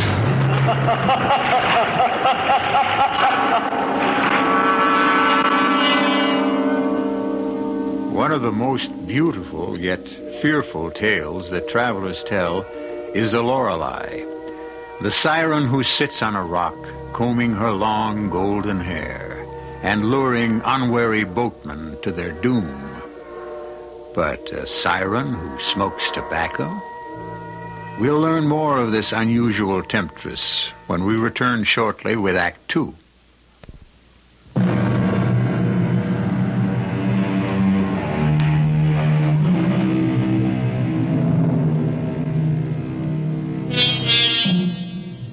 There's nothing so eerie as the feel of a ship gone aground. A living, pulsing body beneath your feet goes suddenly dead. Aboard the Lady D, only Susie slept that night. Ellen and Richard kept an anxious vigil, waiting to see what the dawn would bring. Where were they? How great was the damage to their boat? On the last question hung the safety, perhaps the survival, of the ship and her crew. Ellen, come up on deck. You gotta see this. What, dear? Look at that sunrise. Isn't it magnificent? Oh, darling. You are the one man alive who could run a valuable boat aground in the middle of nowhere and greet the dawn like Shelley. Well, some sort of ship is sure to pass by. Meantime, this is a great adventure. Wait till the tide runs out. That'll be an adventure. This boat's going to roll over on her side. No, she won't. She's built like a sea skiff. They used to pull them right up on the beach to unload the catch. So, give us a kiss, Cassandra. Good morning, darling. Well, I guess I better go ashore and see if I can find a water supply on our desert island. Is this really a desert island? I'm afraid so, sleepyhead. And your father's playing Robinson Richard, look. Yeah, if I'm not mistaken, here comes Friday. Hello. Good morning. Good morning. Good morning. You early? What'd he say? I think he said we're early. Early for what? What island is this? Campbell's Island. Campbell's Island? Yes, mistress. I'm Campbell. Oh, how do you do, Mr. Campbell? I'm Richard Stevens. This is my wife. Good morning, mistress. My daughter. Welcome. Did you say we were early? Yes, yes. Usually September come before she bring a boat. Who? The lady who smoked the pipe. A pipe? Yes, a long clay pipe. You did not see her. No. We smelled her pipe. Is Campbell's Island... I mean, is there a town here? Town? Ho, ho, ho. Campbell, the only man here. We missed the harbor channel. Campbell's Island. Have no harbor. The lady said there was a channel. Oh, yes. Sometimes she say that. You mean she lied to us? Maybe. She want your boat. Your boat. She nice. Oh, well, won't you come aboard, Mr. Campbell? Thank you, sir. Can I give you a cup of coffee? No, thank you, mistress. Oh, your wheel. Yeah, I like a good old-fashioned wheel to steer with. You pay a lot for that. Oh, the compass. Well, the ship's well equipped. This is the ship's bell. Brass. Must cost dear. You have a radio? Just a receiving set. Now, Mr. Campbell, about getting off the beach. You stuck fast, man. Well, if you have a boat and a tow line at high tide... No, man. My motor too small. Just a little outboard. I sail to the other island. Well, there are other islands near? 8 hours to sail there. Could they send out a workboat from another island? Maybe. We have to fetch them. No wireless on Campbell's Island. You mean go in your little sailboat? Oh, no, mistress. You and the child must stay here. My boat is small. If I try to keep a big boat, she take it. You mean... The lady with the pipe. Well, now, she has a boat. She ought to be willing to... No, man. Mistress Bonnie have no boat. That's the trouble. She look for a boat. All the time she look. Bonnie? Did you say Bonnie? And Bonnie? You know about her? Yes, but she died 200 years ago. That's what they say. Do you mean that we were talking to a... A ghost? Of course not, Susie. There are no such things. I talked to a ghost! I talked to Susie, a ghost! be sensible. There are no such things as a ghost.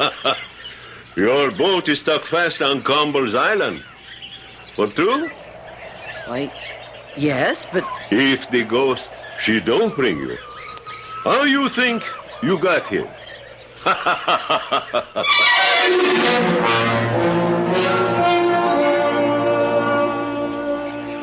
Mr. Campbell and Susie are certainly getting along together. Look at them, striding ahead of us. He's striding, she's trotting. What a big, powerful man he is. And his skin, like ebony. Yeah. How old do you think he is? Well, I don't know. 40? Well, I'm eager to see his boat. Listen, I hate to think of your starting out all alone with him. I have to go for help. But why can't he go by himself? Oh, I don't know. He doesn't seem willing to do that.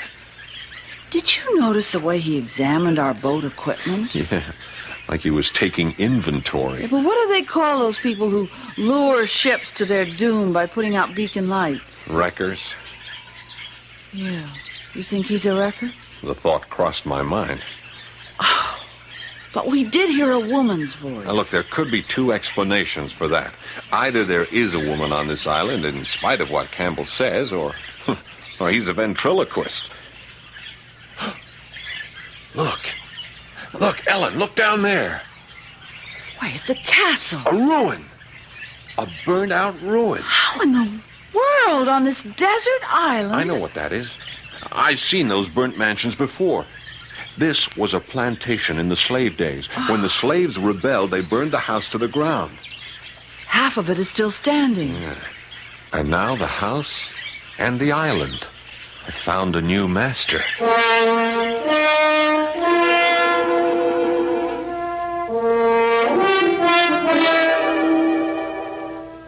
Welcome. You like a drink before lunch? Lunch? Yes, I give you nice lunch. You like foie gras, caviar, potted shrimp, any kind of wine? Nothing, thank you. A vodka Collins would be just fine. Vodka Collins. Soon come back.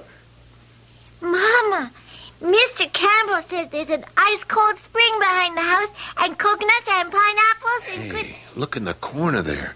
Cast bronze and enormous. A propeller. That's worth a lot of money. And that wheel, it's huge. Must have come off a schooner. What does it say on this plate, Mama? Duchess of the Caribbees. This one says Rita Chu. This one is Morning Star at SS. What's this word? The SS Odyssey. Oh, Richard. Yeah. All of ships. Don't wreckers usually murder their victims? Now, Ellen, we don't know that he's a wrecker. You like my house? Oh, it's lovely. I have good life, man, since I learned to get along with Mistress Bonnie. How did you come here in the first place, Mr. Campbell? I was fisherman, hard work, no money. One night, she take my boat. I swim to this island. I see all these rich things here on the beach. So I come back in a new boat. She put that one on the devil's thumb. What's the devil's thumb? Big rock. The devil, he put his thumb up at low tide. Then he pull it down at high tide. Then up at low tide. He hide it again, just below the water. Along come a sailorman. Up come the thumb, right through the bottom of the boat. The devil, I think he good friend of Mistress Bonnie. Mr. Campbell, you say it'll take all day to get to the nearest boatyard? In my boat. But they have workboat. Much quicker with power. They return here with you in 2-3 hours. Then can we start tomorrow morning? Yes, man. 5 o'clock to catch the tide. I have things to sell very dear. Better than fish.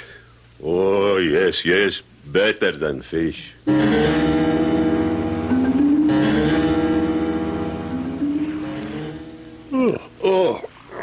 It feels good to stretch out. I'm exhausted. I was certainly glad to get back to our boat. Yeah.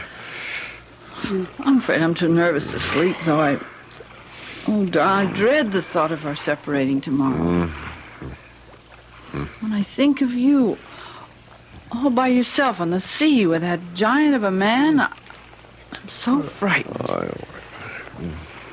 Why won't he go alone to get help? That would be perfectly normal, wouldn't it? Unless there's a price on his head. Richard? Richard? Oh, Richard, are you as... Oh, Richard.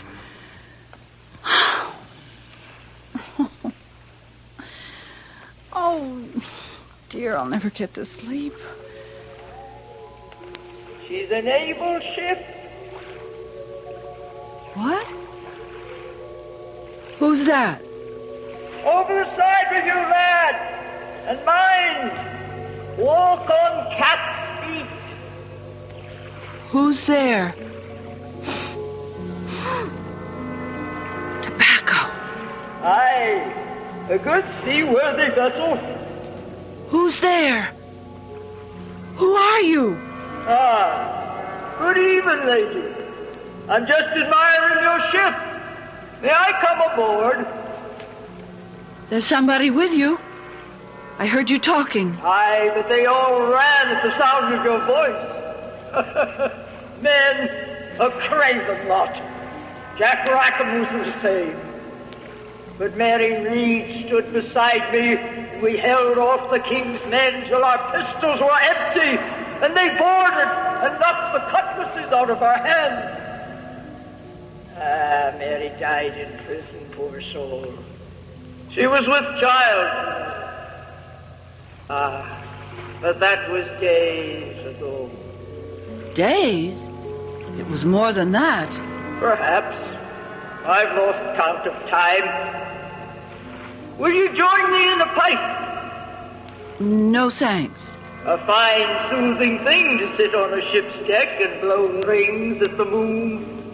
I've never seen such perfect smoke rings. Ghosts.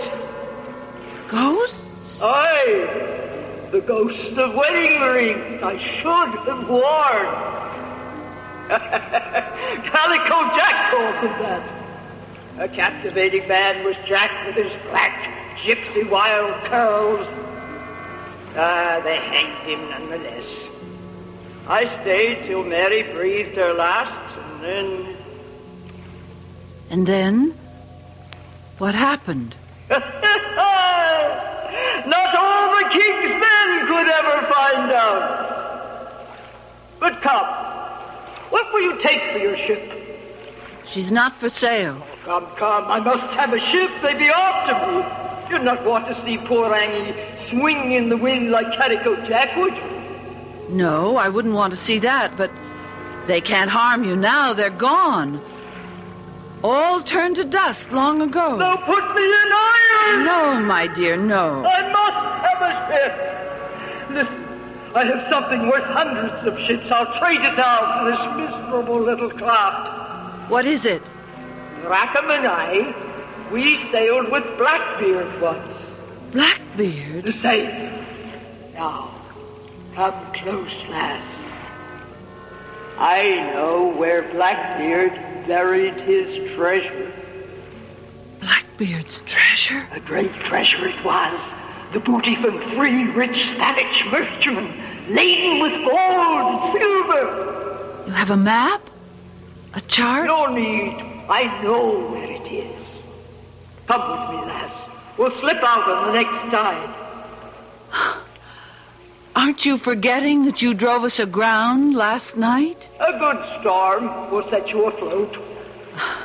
Campbell says the big storms don't come till September. Aye, but sometimes they do. We'll see to that. So, it's a bargain. You'll sail with me? No, I can't. You'd abandon me then, betray me? No, but I must have a fast ship! They be after me. They'll overtake me, and this time they'll hang me. In mercy's name, lass, help me. I can't. There's a great gulf between us, Anne. You're a dream, a figment. And when I wake up, I'll still be here, but you'll be gone. I can't help you because you're nothing. You're nothing but a dream. Anne? Anne? Where are you? Come back! Come back!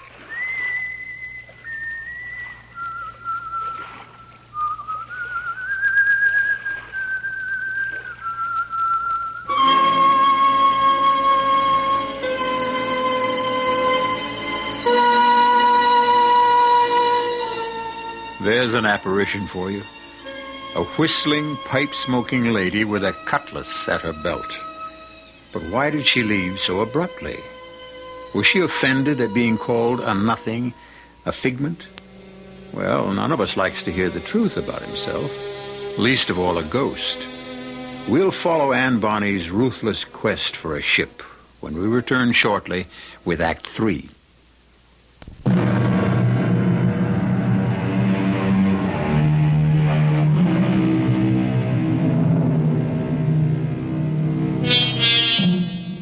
A spectral lady bent on seizing a ship, or a laughing West Indian intent only on gathering up the spoils. Ellen doesn't know which she fears most as she watches the dawn stretch its rosy fingers across the uncharted island where the cruiser Lady D lies stranded in the sand. That was a damn good breakfast, Ellen. I had a depressing dream last night. Oh? Well, at least I think it was a dream. Yeah. Anne Bonny boarded the Lady D, and we had a long talk. And I felt sorry for her. She was frightened. That scared ghost, huh? That's a switch. Yeah, well, she was terrified. Oh, darling. I hate to see you go off with that awful man in that little boat. Oh, now, Ellen, dearest, you mustn't worry. I wish we could stay together. The sea, it's so treacherous. Campbell's been sailing these waters all his life. Oh, yes. And he's lost 2 boats. He told us so. And besides, you're going out in a tiny boat with a criminal. He's not. He gathers salvage. That's all we really know about him. Good morning. She turn now. Time to go. Toss me a line. I'll make you fast to our stern. Catch. Got it. Come up on deck, Susie. Daddy's leaving. Come on, darling. Take care. I want to go, too. So do I, but we can't, darling. I don't want to stay here. Morning, Mistress Susie. Good morning. I want to go with you, Daddy, please. Now, there isn't room for us all. You and Mommy take care of each other. Don't go, Daddy. Mr. Susie, you go to my house. You can look at the books, read the pictures. Now, when I get into the boat with Mr. Campbell, we're going to let you free the line and cast it off. Now, see how quickly you can do it. Here I go. Hurry, cast us off. There. Be good now. We'll be back before you know it. Aren't you going to start the motor? No, the tide. She take us out. Then I put up the sail. Oh, darling, you're slicker. A quick shower might come Not up. a chance. Look at that sky. No stormy weather. Not if Aunt Bonnie, she don't whistle up the wind. What? What did you say? No storm. Not if she don't whistle up the wind. She do that sometime. Yes, man. Ooh-wee, she do that.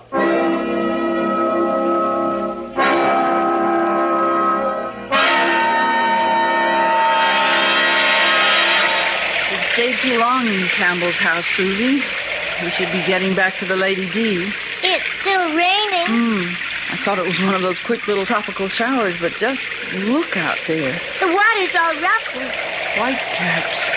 I'm hungry. Let's go back to the Lady D. We'll be soaked. I'll tell you what let's do. Why don't I go back alone and get your raincoat? No, darling. It doesn't matter if I get wet. I'm in my bathing suit. No, Susie, no. You always say no. Daddy would let me.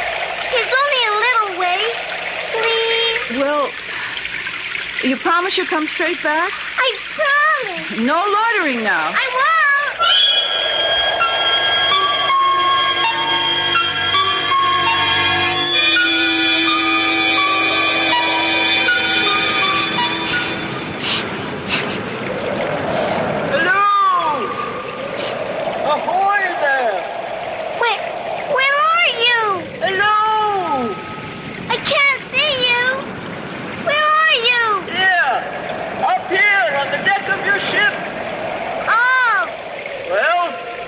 Smart. Come aboard. There's work to do. Are you a real lady? Or are you... Step lively. A full great tide is coming. Ship will float free soon. Oh, I'll go get my mom. No time for that. The wind's offshore and the tides are making. Mama will know what to do. Are you frightened? Will you run away and leave your ship to flounder? Oh, I'm not scared, but... You'll have to step smartly to save her. I don't know how. Come aboard. I'm going to get my mama's raincoat. I promise. See there? What? She's floating free. But this great tide will drive her further up on the beach. Daddy put out an anchor on the beach. The waves will carry her up over the anchor and dash her to pieces on those rocks up there. Oh, no. But you could save her if you weren't afraid.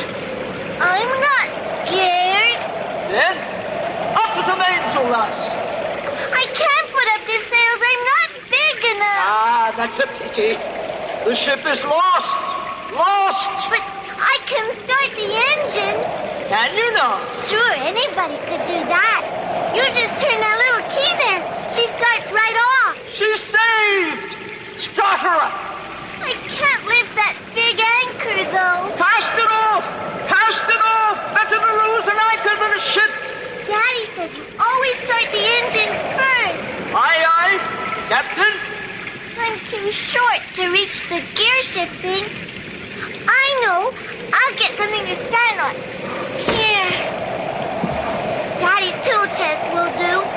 Now, let's see. He calls this little thing the choke. Hurry! She's swinging about. I've never done this before. Now, I'll turn the key. See? She started right off. Now I put the motor in reverse. The anchor on the beach. Oh, I forgot. I'll go forward and untie it. Can you free it? Yes. It's just round this little thing. Steady there.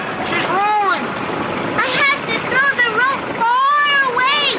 Daddy says... Never mind. Do it. The ship's rolling. The trough, the waves. It sure is. Hurry. Or she'll go up on the beach again. I don't know what to do now. Back off and turn the wheel hard to starboard. No, this way. That's right. The stern will swing to port and she'll ride clear.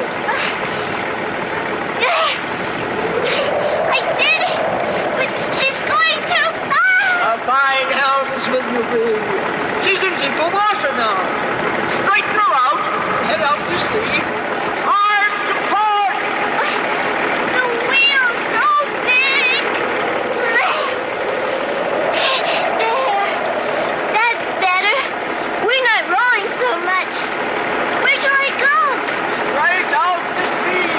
Oh, no. I don't want to go way out there. If you don't, you'll go aground again. I don't want to go out the ocean. I'm scared. Run around the island and drop your anchor on the other side. She can lie in the lee. I left the anchor on the beach. Have you not? No, just a little tiny one for the rowboat. Ah, pity. Well, go around the island. I'm trying. I can't. Something's the matter. Look! What's the matter with the wheel? It's just spinning around. It's all loose. Oh, lass! I greatly feel. Yes, the rubber cable broke. You'll not be able to pilot her now. What shall I do? We're caught in a fast current. We'll be swept out to sea. There's nothing for it. The ship is doomed. She's lost. Lost. And I must find another. There's my mommy on the beach. Mommy! Susie, what in heaven's name are you doing? Come back! Come back! I can't steer it. It's broken. Miss Bonnie, what shall I do? Miss Bonnie, where are you? Susie, come back! Mommy, I'm scared. Mommy!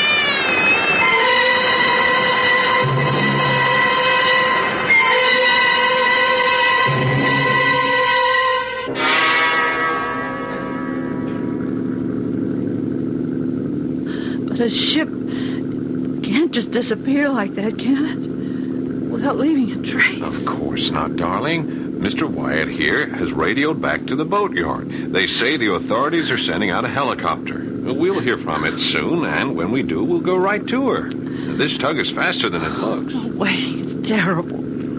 Isn't there anything else we can do, Mr. Wyatt? I don't know what to say to you folks. We've been around the island several times. There's no sign of a ship. My baby. I should never have let her out of my sight. I had no idea she'd try to start the engine. Ellen, darling, don't. We'll find her. She was only gone from the house just about 10 minutes. I set out right after her. I know, dearest. And then when I got to the beach, the boat was out a little way from the shore. And Susie was standing on the deck crying. And the boat was just drifting away. It went around that point of land out there. And I ran to the other side of the island. But I never saw it again. No, dearest, please, don't cry. There was just nothing I could do until you came back in the tugboat. I know. We'll find her. I wish that man Campbell was here. He knows these waters. Why didn't he come back with you? He dropped me at the public dock and took off like a shot. The police have had him in for questioning several times. There have been too many wrecks in the last few years, but they never seem to get anything out of him. So, you ran into him too, huh? Yeah, he told us. Hey, wait a minute. What did he call it? That rock, the Devil's Thumb. Yes, the submerged rock. Yeah, do you know where it is, Mr. Wyatt? Well, there's only one I know of, a very dangerous spot, right in the path of a swift current. And sometimes it's, there are shoals to very bad place. Oh, Richard. Mr. Wyatt, could we... Yes, of course. I know about where it lies. Now, we'll run down on it. Best to have a look.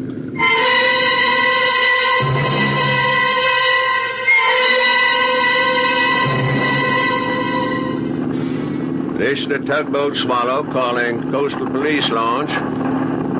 Tug Swallow to Police Launch. Come in, please. Over. Police Launch to Swallow. I read you. Over. That's good. I can hardly hear you, but it doesn't matter. We've located the missing cruiser, Lady D. Over. Is the child okay? Over. Yeah, it's a miracle. The kid was alone on board.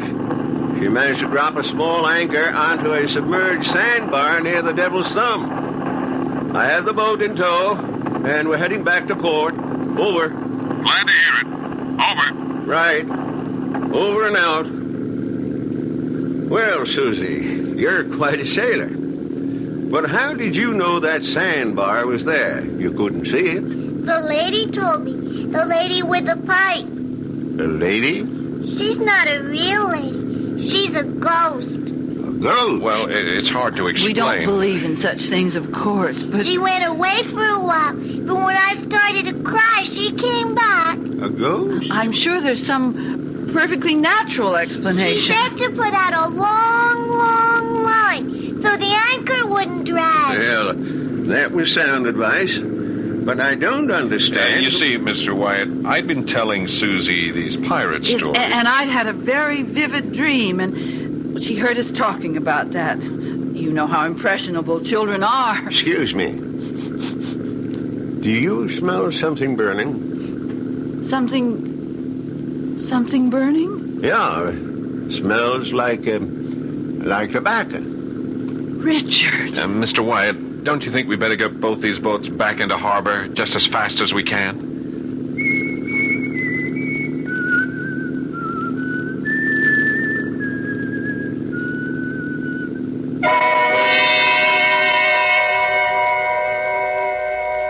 Well, those were the known facts of the strange voyage of the Lady D. To this day, Susie insists she talked to a ghost.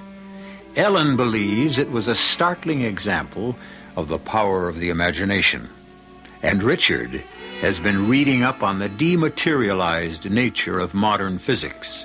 And he wonders if somewhere in space there exists a vast psychological viewing screen picking up impressions from other times.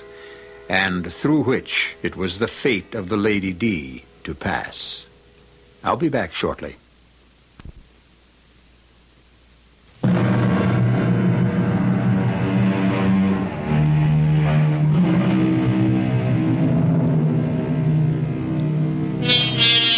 And now a brief footnote to the story you've just heard.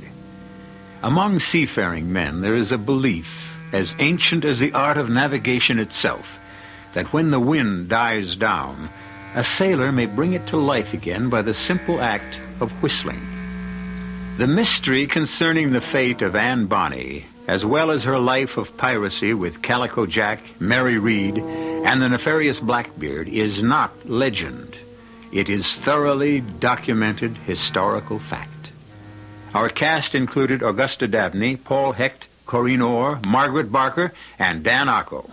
The entire production was under the direction of Hyman Brown.